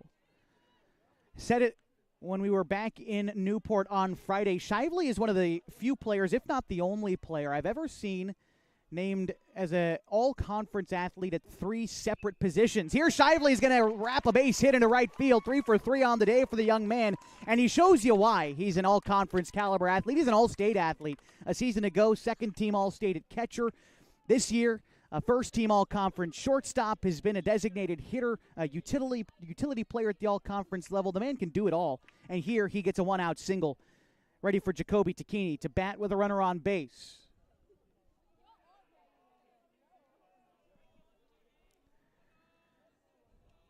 Leba now again out of the stretch, having to work. Here's the pitch to Tacchini. Tacchini sends one, gives it a right foul to left field. And the count will be 0-1. Henley fans looking for something to cheer about here in the fifth. Feels like it's been a barrage of rolling punches for the Hornets in the first half of this ball game. They're looking to crawl out of it in the second half.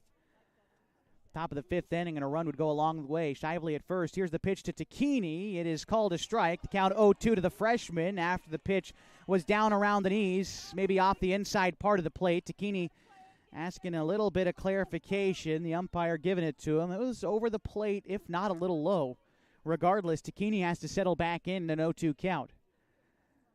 Move over to first before the 2-strike pitch. Shively is back safely. Like I said, Shively is a guy everyone has to keep tabs on over there at first. He is a perfect 24 of 24 in stolen base attempts this season. Small lead off of first. Don't think he'll be going in a 2-strike count. Leba delivers, and Tacchini chases a pitch out of the zone. Shively is on the move, and he will get in there safely at second. Might have thought on a drop third strike that he had to break for second. Kind of a late decision to go, but it paid off for the Hornets. Now with 2 away, they've got a runner in scoring position for Max Price.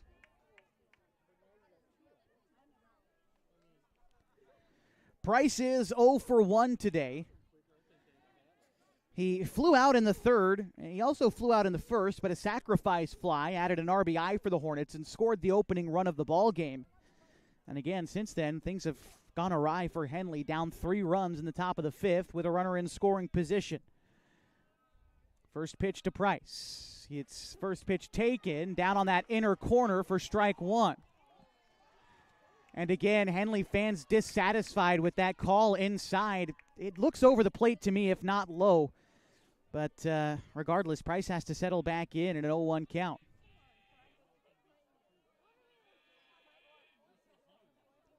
Pitch. That one bounces to the plate. Shively is on the move. The throw down is not in time. Shively is safe at third. Advancing there on the wild pitch. The count is 1-1. Now a base hit will certainly score Shively. Just 90 feet away. Looking at Price this season, bats .276. He's got 10 RBI. Again, in the cleanup hole, you expect an RBI hitter, but Price is a guy who gets on base. Really, if you do that here, you do your job. Price gets on base 43% of the time. That's towards the top of the team. Here's the pitch. Price rolls one to left field, fair, and that's a base hit. Run will score, an RBI single for Max Price. Henley chipping away. Down 5-3 after that RBI single.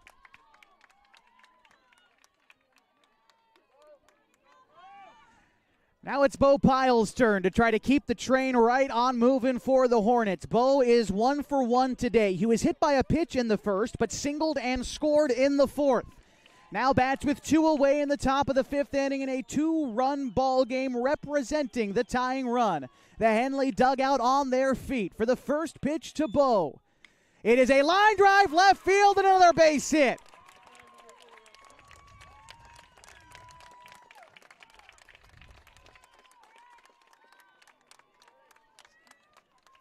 Price advances to second, Pyle aboard at first, and now it's Derek Cox's turn to try to keep it moving, but not before a mound visit for Marist Catholic. And as they do, we'll remind you that our broadcast today on mybasin.com brought to you in part by Howard's Meat Center, where tradition meets innovation with every cut and every bite of Smokin' H Barbecue. As you step through their doors, you're not just entering a meat center, you're stepping back to a time when the quality of the meat and the depth of the customer service were everything. Check out Howard's Meat Center next to Les Schwab Tires on South 6th Street. I believe the Smokin' H Barbecue food truck is still up by the Tap House by Oregon Tech. Family-friendly venue, the Tap House, by the way. Certainly check it out. Smokin' H Barbecue is delicious. Here we go, back to Derek Cox with 2 on and 2 out in the top of the 5th inning in a 2-run ball game. The pitch from Leba. A curveball, Cox lifts it foul. The count is 0-1. Tying run on base for the Hornets. They kept Pyle in to run, whereas previously they had subbed him out. But they're keeping him in there. Comfortable with his experience on the base paths. The count is 0-1 to Derek Cox. The pitch from Leba. He'll take pause before delivering. That pitch is in the dirt, kicks away from the catcher. Both runners will move into scoring position.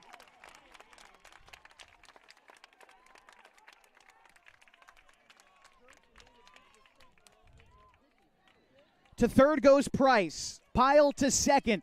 Tying run in scoring position for the freshman at the plate.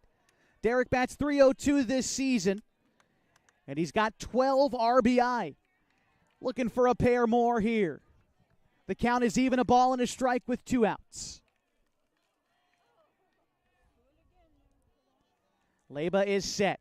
Big lead off a second for Pyle. No one's holding him. Leba will step off. Having to regather his thoughts.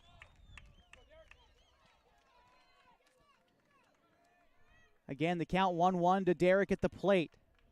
Catcher Hazen delivers the sign, sets up for the pitch. Here it is. It's a curveball wrapped down the left field line. It is fair. Foul, just foul.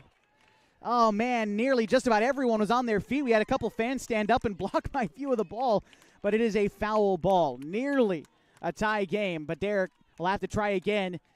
1-2.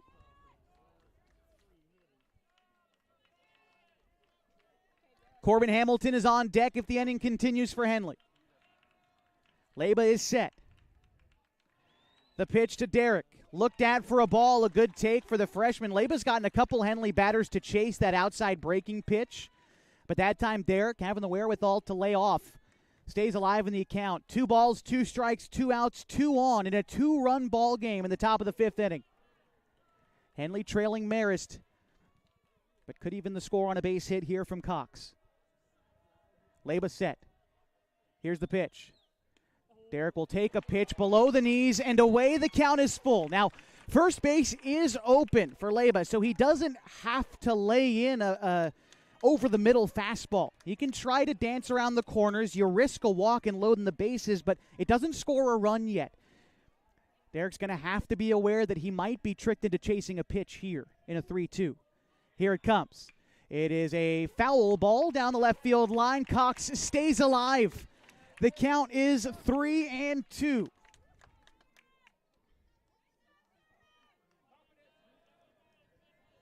The longer this at-bat goes on, Derek trying to feel confident at the plate against the senior Leba. The 3-2 once more. Curveball, ball 4. A great take for Derek on the outside, and that will load the bases.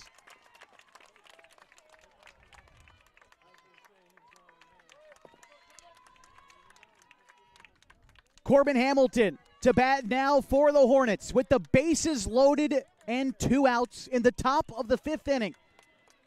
Corbin Hamilton this season bats .337 and has 18 runs batted in. The first team all-conference pitcher looking to do it with the stick here in the playoffs. He'll take the first pitch for a ball outside, 1-0. Not sure if Marist has got anything going on in their bullpen or if they plan on making a change from the field if Leba can't get out of this inning, but we'll take a quick check in on his pitch count after this offering to Hamilton. The 1-0 will miss low, 2-0. That was the 74th pitch for Leba this game. 75th will be next. At a 2-0 count to Hamilton. Carson Sims is on deck for the Hornets. Bases are loaded.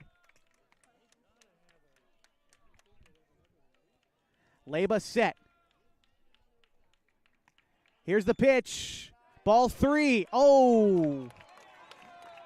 Pitch about 4 inches off the outside of the plate, called a strike. The count is 2-1. That one is nearly in the other batter's box. Regardless, Hamilton going to have to refocus. Down ahead in the count, still 2-1. Pitch from Leba. Tries to go outside again, this time in the turf, but blocked by Hazen. Could have been trouble there for Marist, but a nice job by their veteran catcher to keep it in front of him. Actually, Hazen not a veteran at all. He's only a sophomore. That's a good play there for the sophomore behind the dish. Always going to respect a good catcher when I see one. Hazen has fit the bill so far today. 3-1 pitch. Bases loaded. The offering is a curveball for strike 2.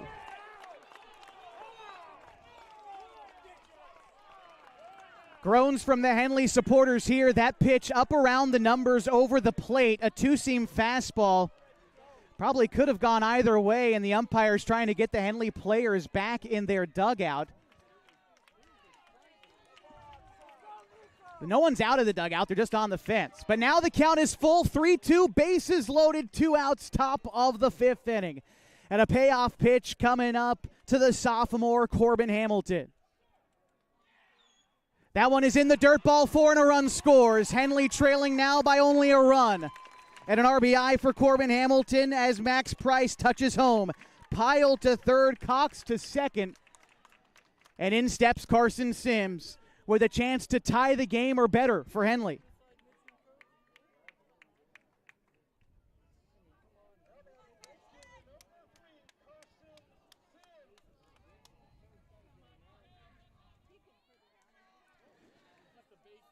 Carson Sims, again, a base hit could give Henley the lead. Bases loaded, down by a run. The sophomore missed a majority of the middle of the season, but has come back in a big way and looking to help out his team here. The pitch to Sims, a curveball is hit out towards shortstop. Up with it is the shortstop Lombardi, so the inning ends there. Henley will leave the bases loaded, but they claw back into it, scoring a pair of runs. And now trailing 5-4. To the bottom of the 6th next on 104.3 and 960 Sports and MyBasin.com. It starts to warm up outside, it's time to tackle your lawn. And Kyle's Lawn Care is who to contact. Kyle's been doing lawn care in Klamath Falls for over 9 years. He offers a variety of services designed to make your life easier. Kyle's Lawn Care offers weekly mowing jobs, which includes mowing, edging, and blowing off sidewalks, snow removal, big cleanup jobs, dump runs, and more. At Kyle's Lawn Care, they strive to give each job their all and go the extra mile to exceed their customers' expectations. To get an estimate, you can call or text 541-281-3623. Kyle's Lawn Care. Introducing Smith Bates Marcom Solutions, your trusted partner in marketing and communication. We specialize in crafting compelling campaigns, eye-catching graphics, and impactful branding materials. Smith Bates is like working with dependable friends. They always help us build our professional image. Through the innovative strategies that the team at Smith Bates suggested, we've been able to give the brand at Calor the boost that it desperately needed. Unlock your potential with Smith Bates Marcom Solutions.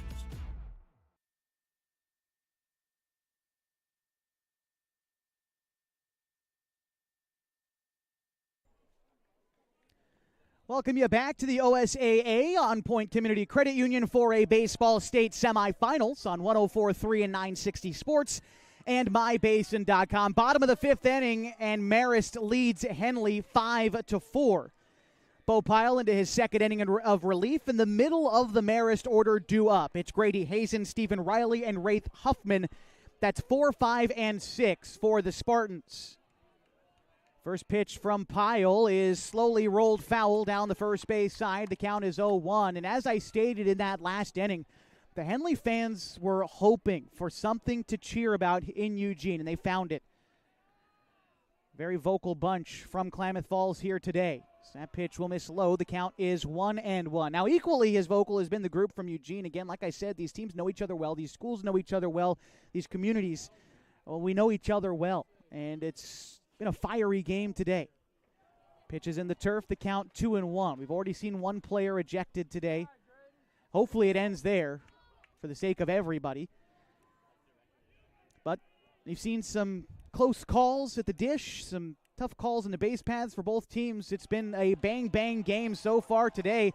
And the count 3-1, a pitch that was routinely called a strike against Henley last time around, called a ball here. The count 3-1 to Hazen. Pyle delivers, and a line drive up the middle, base hit. 7 hits on the day for Marist, and for Hazen, that's his first, and this brings up Stephen Riley.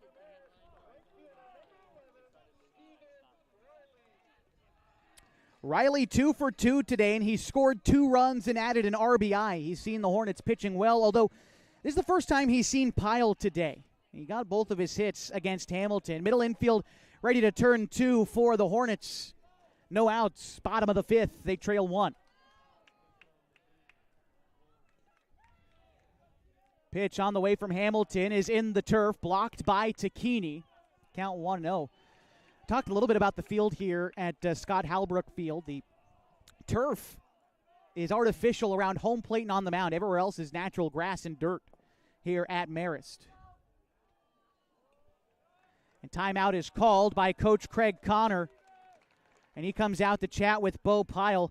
I've talked about Scott Halbrook Field a number of times today, and while we have a moment, want to go into a little bit of the history of Scott Halbrook here at Marist High School. Was a graduate of 1981 here at Marist. As a matter of fact, helped lead his baseball team to the state finals that year, a year in which they ran into Henley in 1981. They wound up losing to the Hornets for their first state championship game. But not only that, he was a 3-sport athlete here at Marist.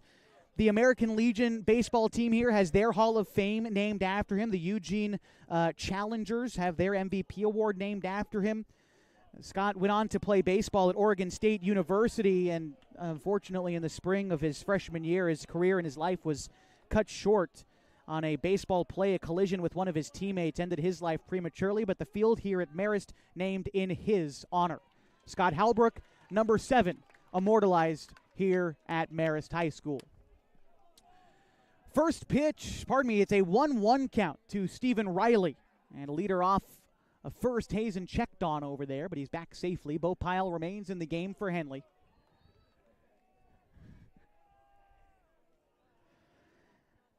Riley swings and misses at the off-speed pitch. The bender from Pyle had Riley out in front. The count of ball and 2 strikes with Wraith Huffman on deck for Marist.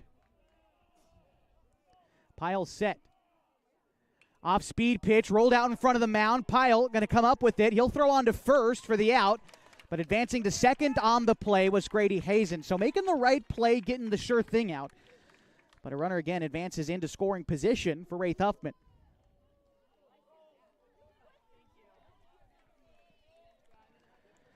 Looks like we're going to get a new hitter in for Marist. It'll be number 15, Colt Mann, the junior, batting now for Marist.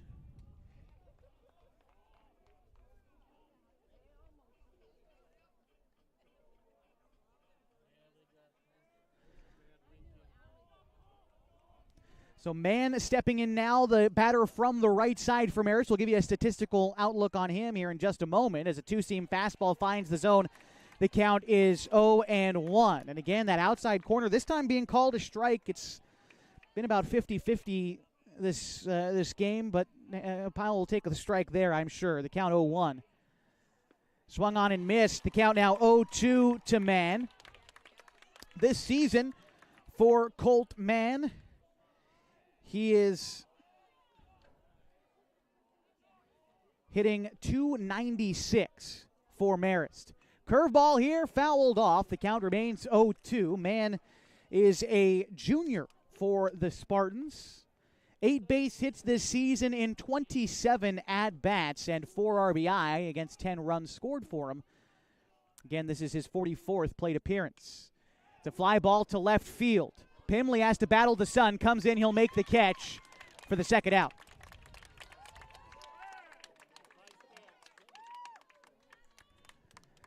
Nice catch there by Pimley in left. Had to run in a little bit, and he's one of the few guys who's going to have to battle the sun probably all game long out there in left. Late addition to the ball game, but coming in and making a defensive play there for Carson. Nicely done. Well, now it's Chad Turner batting with a runner in scoring position and 2 away in the bottom of the 5th inning of a 1-run ball game in the state semifinal. First pitch to Turner, taken high and away, 1-0. So far today, Turner has reached on an error. That was in the 4th inning. He also doubled in 2 runs in the 3rd to help Marist extend their lead to 5-1 at the time. Since then, Henley's chipped away slowly but surely to find themselves only down by 1. It's up to Pyle to try to keep it that way as the 1-0 misses outside. The count is 2-0 to the left-handed hitting left fielder for Marist, Chad Turner. Turner this season bats .362 for Marist. 20 runs scored for him this season and 9 RBI. Tall left-handed batter for the Spartans awaits the pitch from Pyle. Lifts it into shallow left field. Could be trouble. That's going to get down. And they're waving Hazen in to score, and he will. The throw into second to try to get Turner is late. And an RBI double will make this 6-4 Spartans in the bottom of the 5th inning. Ball not hit particularly hard, but just slotted in right behind third in between Shively, Pimley, and Price. Not really anyone could get to it. And it scores a run.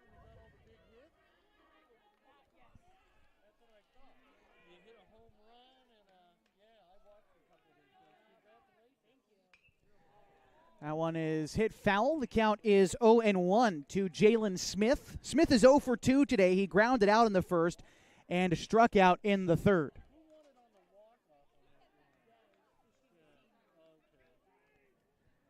Turner out at second. Big lead. Pyle delivers home. A curveball that will miss upstairs. The count is a ball and a strike to Smith. Cash Andrus is on deck for the Spartans. They now lead by 2. A score of 6-4 in the bottom of the 5th inning at the OSAA semifinals. Here's the pitch. That one is hit in the air, center field. Coming in is the center fielder, Douglas. He will make the catch and end the inning. But Marist scores 2 on 2 base hits. They leave a runner stranded. They lead by 2. 6-4 to the 6th inning we go on 104.3 and 960 Sports and mybasin.com. What rhymes with great? Participate. Where does greatness start? Here, in the classroom. On the stage. In the pool. On the field. Where will your greatness take you? To better grades. To more friends. Yeah! Be great. Participate!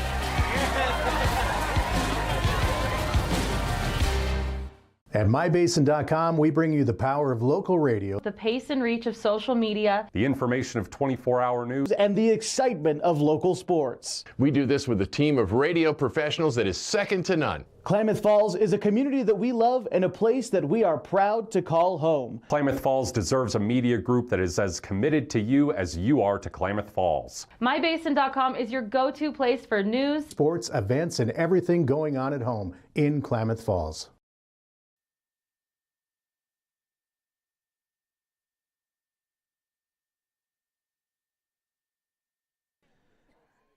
It is the top of the sixth inning at the OSAA On Point Community Credit Union for a baseball state semifinals. Marist leads this one. They've got 6 runs on 8 hits, 1 error for the Spartans, and they have left 5 runners on base. For Henley, 4 runs on 8 hits as well. They've committed 2 errors, and they have left 7 runners on base. We've also got a new pitcher on the hill for Marist, and that would be Wraith Huffman. Taking a look at the numbers for Huffman this season. This is his 11th appearance, 6th in relief this year. A 6-0 win-loss record, and in 32 and a third innings pitched, he has an ERA of .65. A couple of other changes for Marist. The former pitcher, Nico Lebia, we'll give you the final outlook on him in a second. He's moved over to short. The former shortstop, Lombardi, takes position at third. And like I said, we'll give you the final stats on Nico Lebia here in just a moment. But not before we see the at-bat from Ryan Douglas. It'll be Douglas, Pimley, and Shively due up this half for the Hornets. 9, 1, and 2 in the order. So the final line score for Lebia today, he's going to have pitched 5 innings, 8 hits, 4 runs. 3 of those runs earned. He's walked 2 and struck out 3. And again, Huffman, the left-hander, in relief here against Ryan Douglas. Douglas 0 for 2 today. He flew out in the second, struck out in the fourth. And the pitch. Curveball, called a ball on the outer third. Count is 1-0. And now we've got the Marist fans who are dissatisfied with the home plate umpire. He seems to be making enemies with everybody here at the game today. The left-hander, Huffman, delivers the pitch to Douglas. That one over the plate. Belt high, called a strike. The count 1-1. Again, the winner here will advance to play Pendleton in the 4A state championship game. They defeated Scappoose earlier today 10-2. A nice curveball looped in there. Douglas takes it for a strike. 1-2.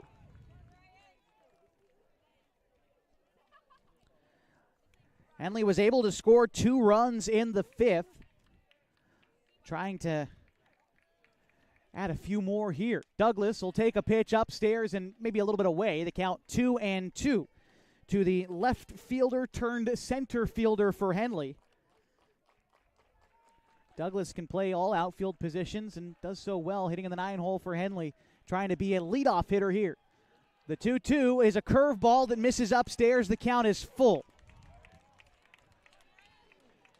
Just trying to get on base for the guys at the top of the order. Down 2 runs. You don't want to leave it all up to the 7th inning. Pitch on the way. Douglas swings and misses. That'll be the first out in the 6th inning.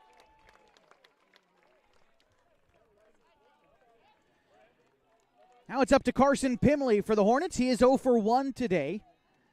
Pimley's lone at-bat so far came in the 5th inning when he grounded out to start that inning. Now later on that frame, Henley was still able to rally and score a couple, but Pimley now has to start the rally for his team with 1 away.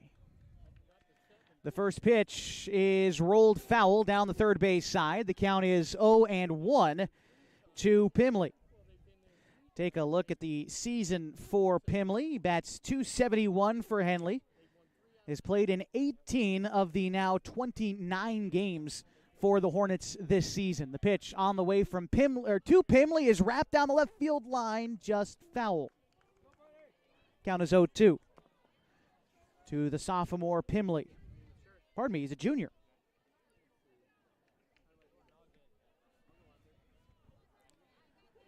Set on the mound is Huffman.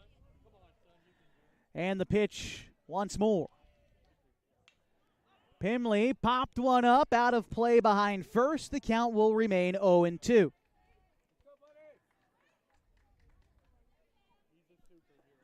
Huffman has got a low arm angle as he delivers the pitch. Sort of comes at it from a side angle.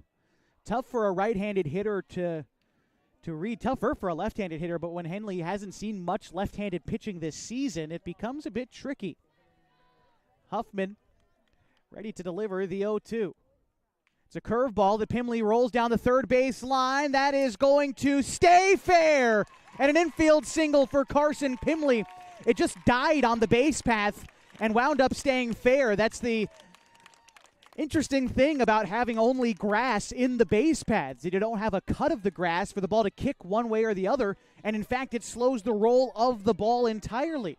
In this case, working in favor of the Hornets. And a one-out infield single for Carson Pimley brings up Connor Shively.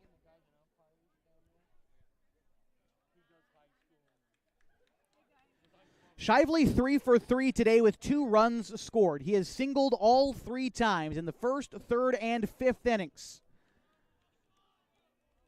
The pitch to Shively. First pitch swinging. He hits it down the first base side, foul.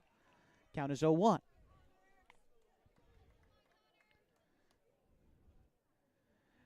Shively's been seeing the ball well as of late, but his team needing him to come through here in the 6th inning. Pitch to Shively, he fouls it off. The count is 0-2. Shively with an 8-game hitting streak now. That includes his hits today. Trying to add another, but down in the count 0-2. A good 2-strike approach for Shively. Here's the pitch. Shively will look at one away. The count is 1-2.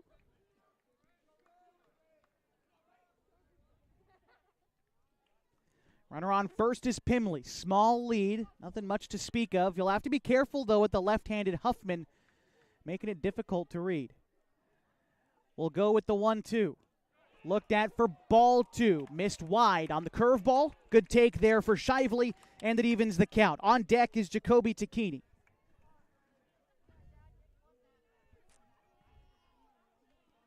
Huffman is set. Here he comes. Shively hits one to right field, right center field. That one is caught by the center fielder, Andrus, and will be the second out in the 6th inning.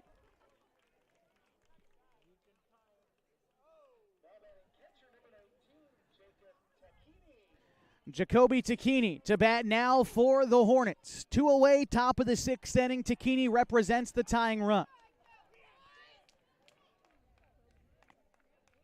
Today, Tacchini is 1 for 3. He singled in the first, has since flown out and struck out.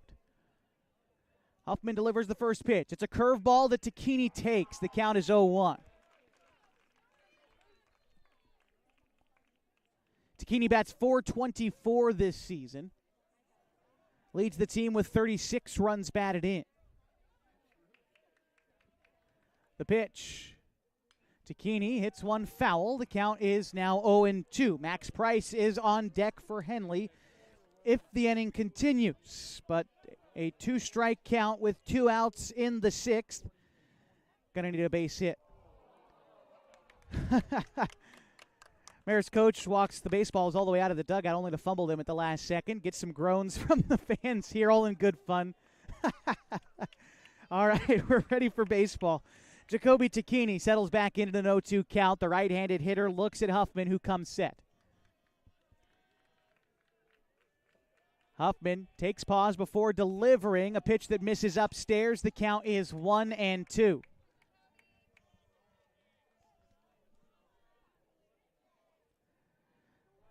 Looking for a pitch to hit is Tacchini. Has to defend, though, in a 2-strike count.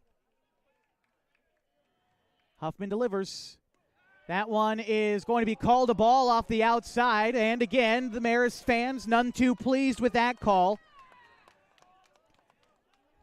I don't know who has been pleased today, but the count is 2-2. Set is Huffman. And the pitch. Another curveball to Keeney. Line drive center field, but right to Andrus, who makes the catch and retires the side. 1 base hit in the inning for the Hornets is not enough to score a run. They will take a 2-run deficit to the bottom of the 6th inning here on 104.3 and 960 Sports and mybasin.com.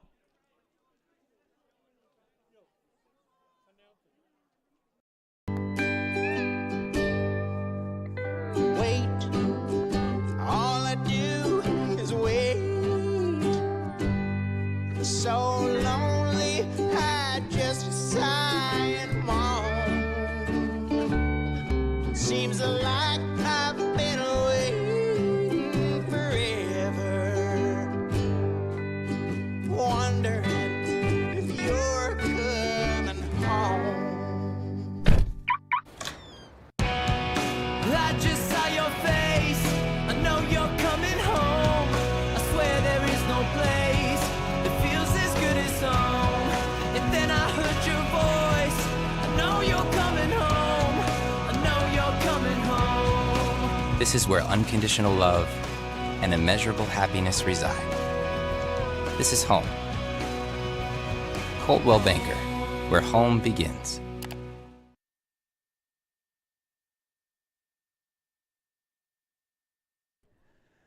Bottom of the 6th inning, and Marist leads Henley 6-4 in the OSAA On Point Community Credit Union 4A baseball semifinal.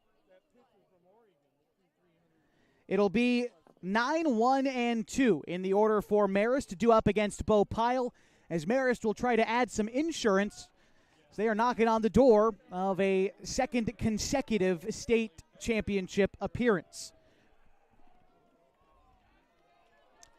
Cash Andrus, he is set to bat 0 for 2 today, and he bats here in the bottom of the 6th.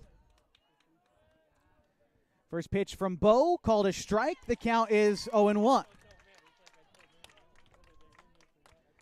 Curveball off the outside part of the plate, called a strike in favor of Bo. Now he comes in with the 0-1. That's swung on and missed. The count is 0-2.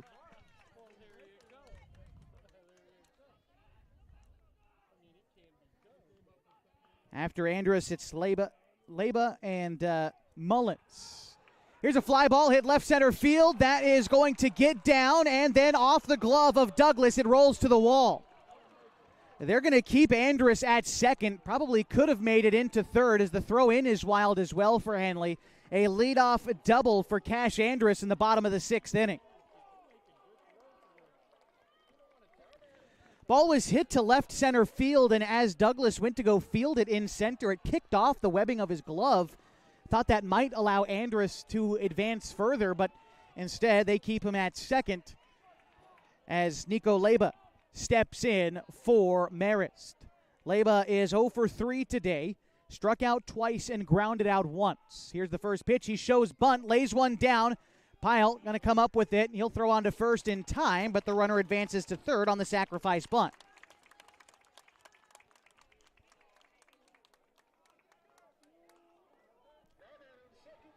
Tanner Mullins batting now for Marist. Mullins, a .412 hitter this season for the Spartans, 23 RBI this season.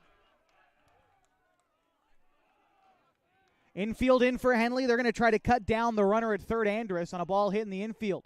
First pitch to Mullins, misses high and away. The count is 1-0. On deck after Mullins is Lombardi. Pyle is set with the 1-0. Curveball hit in the air, shallow left field. Pimley on the run. He will make the catch.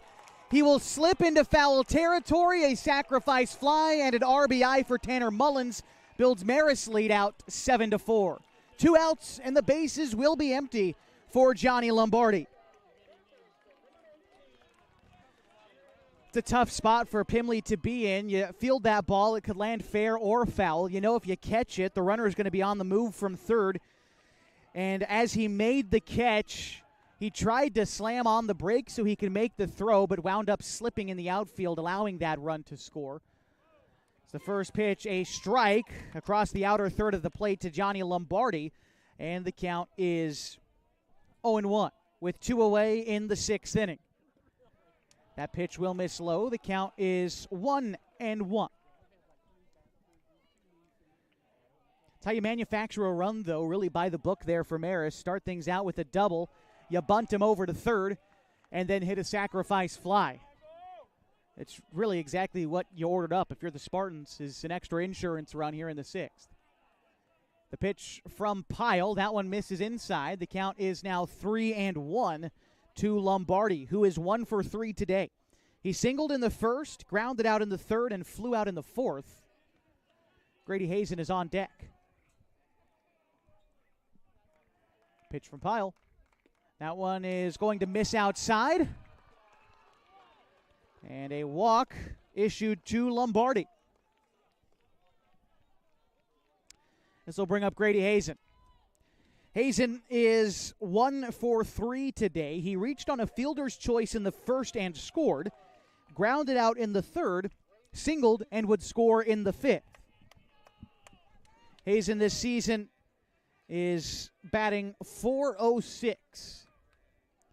Gets on base 51% of the time. Has already reached base 66% of the time today. Here he rolls one past the mound out to second. Cox is up with it. Throw on to first. There's no throw coming. Cox held on to it. Not sure if he bobbled it on the transfer or what the case was. Not really sure why the throw wasn't made. But regardless, now 2 on and 2 out for Stephen Riley.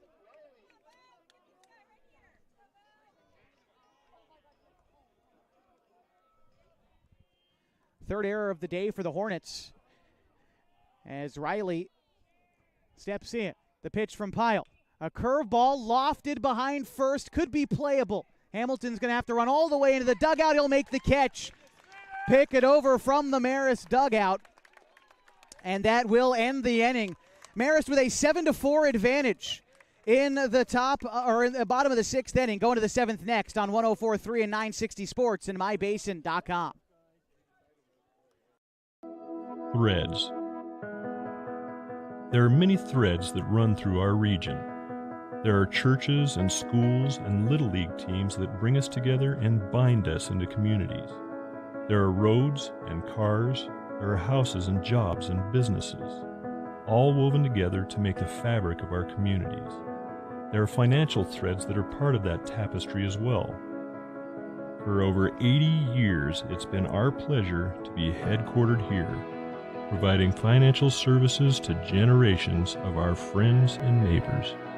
From that first savings account, to retirement planning, and all of the cars and houses and groceries in between, we keep your money local, investing it back into our communities, adding more threads to the fabric to make our communities stronger. Pacific Crest Federal Credit Union. Find your path.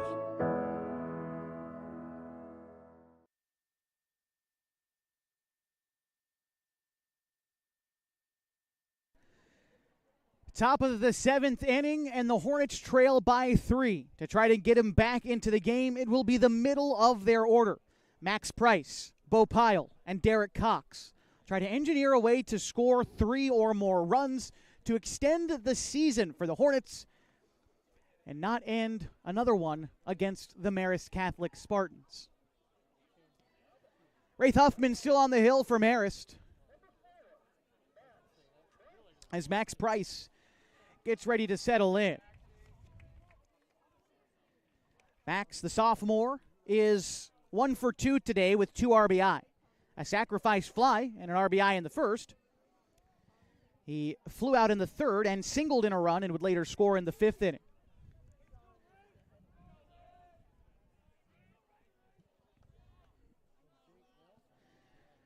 Huffman, the lefty, got through the sixth inning relatively unscathed. One single in the inning, but they left him stranded.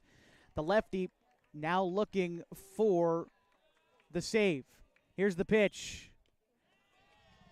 It'll be taken away for a ball. Count is 1-0. Hornets just need base runners here. Bryce is a good guy to do it. Like I said, he's reached base once already today.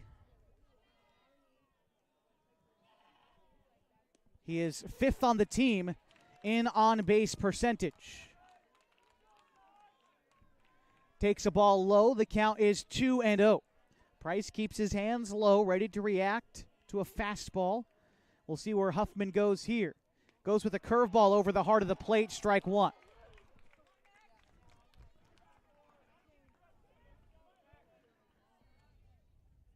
Huffman set once more. Pitches from the stretch as a lefty. No windup for Huffman as he delivers another curveball. This one misses upstairs. The count is 3-1. Up above the elbows of Price. Tried to go with the curveball and slot it in there again, but a nice take there by Max to get ahead in the count. Huffman set once more with the 3-1. Here's the pitch. That one is hit back up the middle. The pitcher has trouble bringing it up. Huffman overthrows the first baseman, goes down the right field line. They're waving Price past second. He's digging for 3. They're going to keep him there, and an error will allow Price to reach third. The pitcher, Huffman, had a line drive hit right back to him. It hit his arm, and as he tried to come up with it, bobbled it. He fielded it with enough time to make the throw to first and then just overshot his first baseman, allowing Price to get all the way to third. Question is, do I score that as a hit or an error? The ball was hit so hard, I suppose I give them base hit. And then advancing on the error. So we'll go Price with a single, advancing to third on the error. And Pyle is 2 for 2 today. Was hit by a pitch in the first. Singled and scored in the fourth.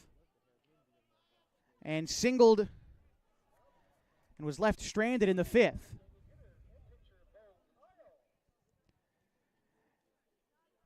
And I think we were trying to find out something about what's going down at third. Regardless, Price is safe there. I want to see how the official scorer scored that last play here. We'll tap in Rob Sims to find out what happened. They're going to call that an error, so we will as well. Take away the hit from Price. And the first pitch into Pyle is called a strike. Count 0-1. Runner at third and no outs. Derek Cox is on deck. Here's the pitch to Pyle. Swings and misses at that one. The changeup got Pyle out in front. 0-2 the count.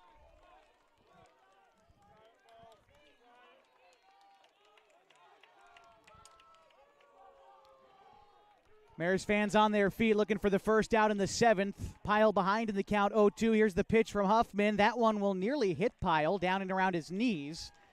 Count a ball and 2 strikes. Like I said, Bo has gotten on base a couple times today. Still looking for the RBI. It's waiting for him out there at third.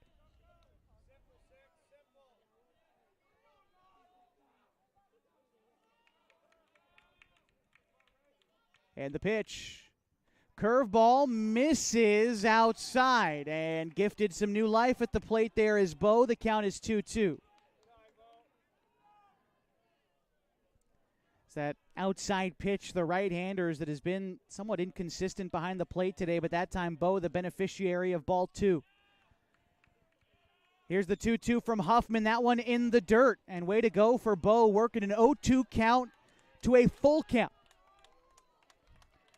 The designated hitter turned pitcher for Henley this game has left his mark for sure. Looking to add one more to the box score. Huffman with the full count pitch.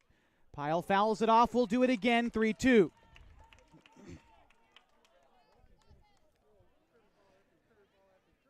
Pyle hits .346 this season for Henley. 16 extra base hits. 14 extra base hits and 15 singles for him this year.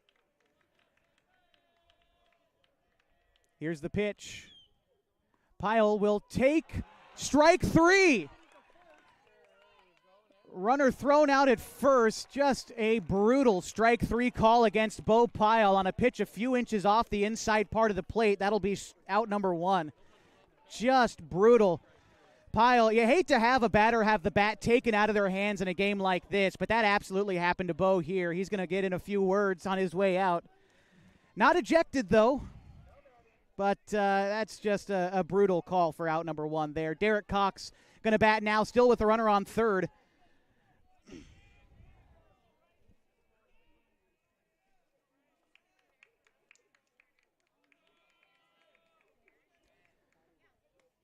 Pitch misses upstairs. The count is 1-0.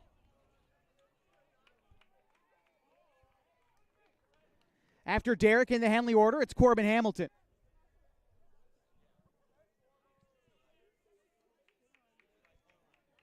Derek is still looking for his first hit of the day. What a time to come up with it here in the 7th inning as that pitch misses inside, called a strike.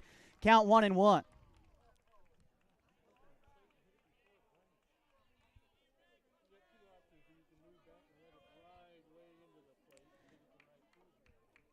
Huffman has gone with that curveball quite a lot today.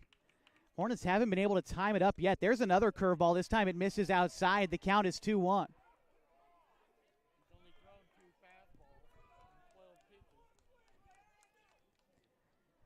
Cox now ahead in the count. 2 balls and a strike. Huffman now set. Here's the pitch. That one in the dirt. Nice block by the catcher, Hayes, and he's done good work today. That time stopping a run from scoring. But the count is 3-1.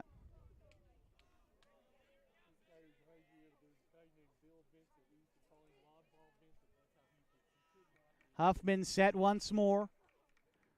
The pitch. Cox swings and misses. Strike number 2. The count is full to Derek. Runner on third is Price. He reached on an error to start this inning. Pyle struck out. And now with 1 out, Cox staring down the same fate, but could also get on base. Again, the count is full. Henley just looking for base runners and a big pitch on the way to Cox. Here it comes.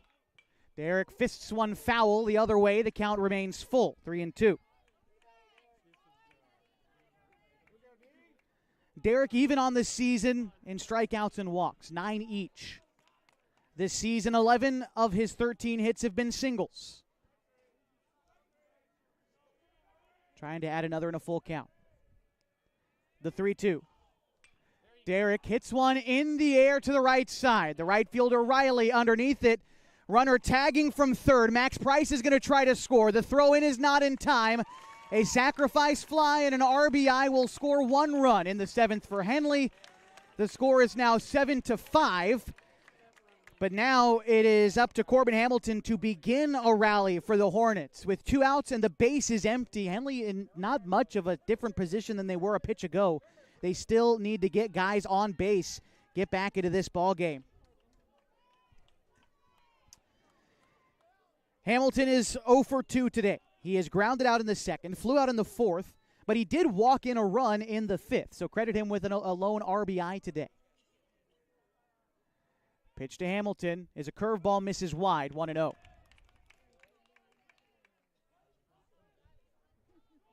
After Hamilton in the order, it's Carson Sims.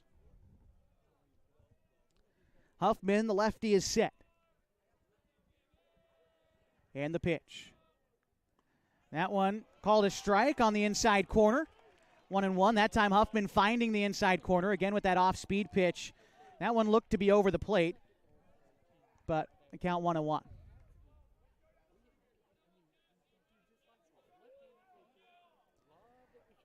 Here's the pitch to Hamilton. Another curveball. That one finds the outer third. The count 1-2. Hamilton going to have to defend the strike zone and then some here in a 1-2 count as the Hornets are down to the final strike of the season.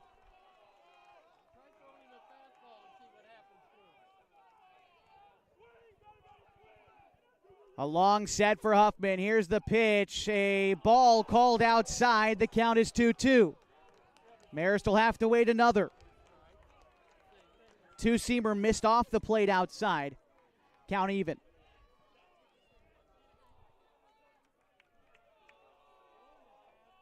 Huffman set with the 2-2.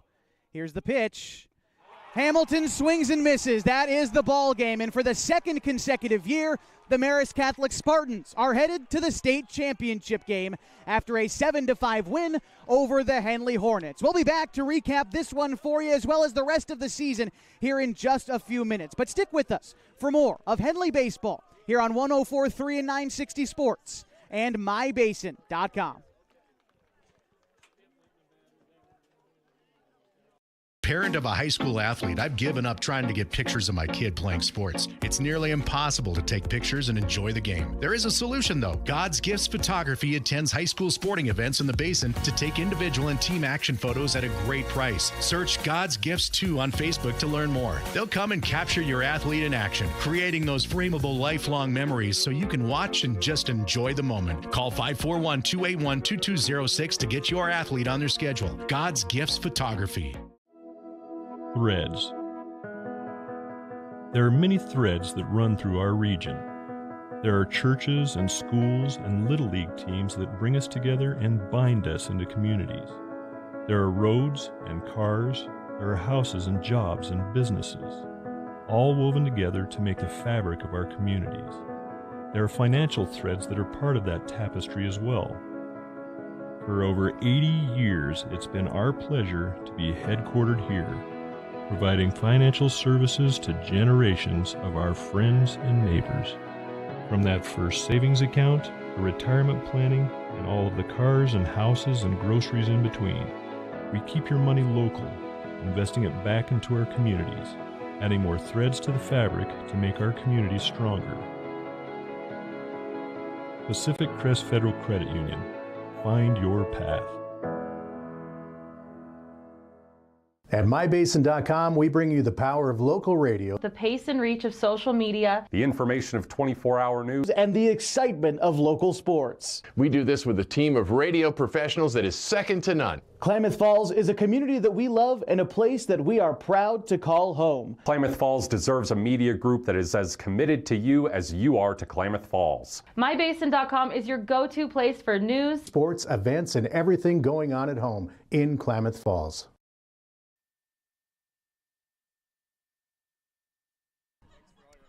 Thank you.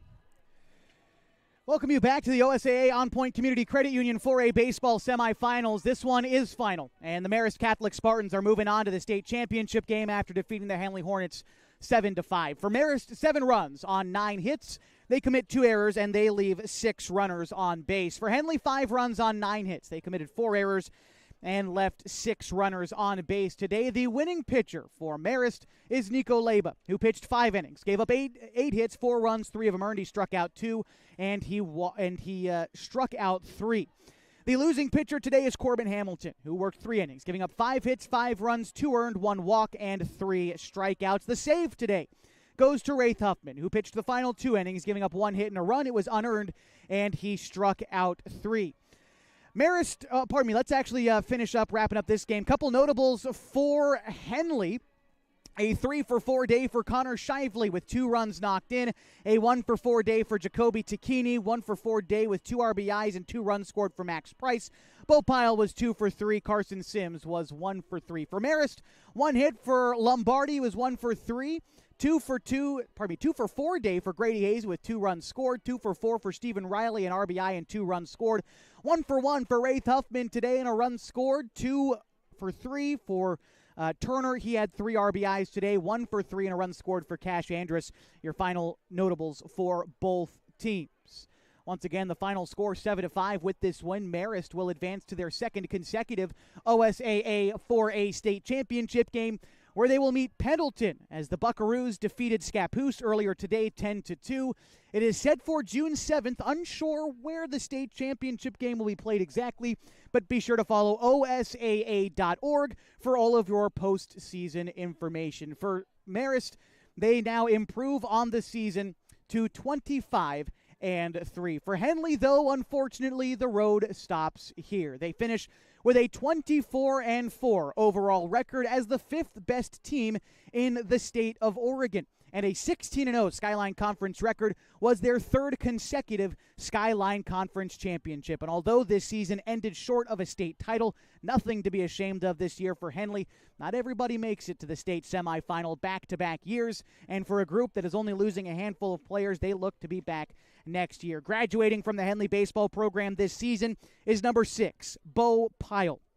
Number 13, Mark Carpenter. And number 20, Shivam Patel, all 3 seniors moving on. And Hornets will be in good hands next year. Juniors returning, Connor Shively, Ryan Douglas, Carson Pimley, Ian Meyer, just to name a few, with a whole host of very good sophomores to be juniors next season.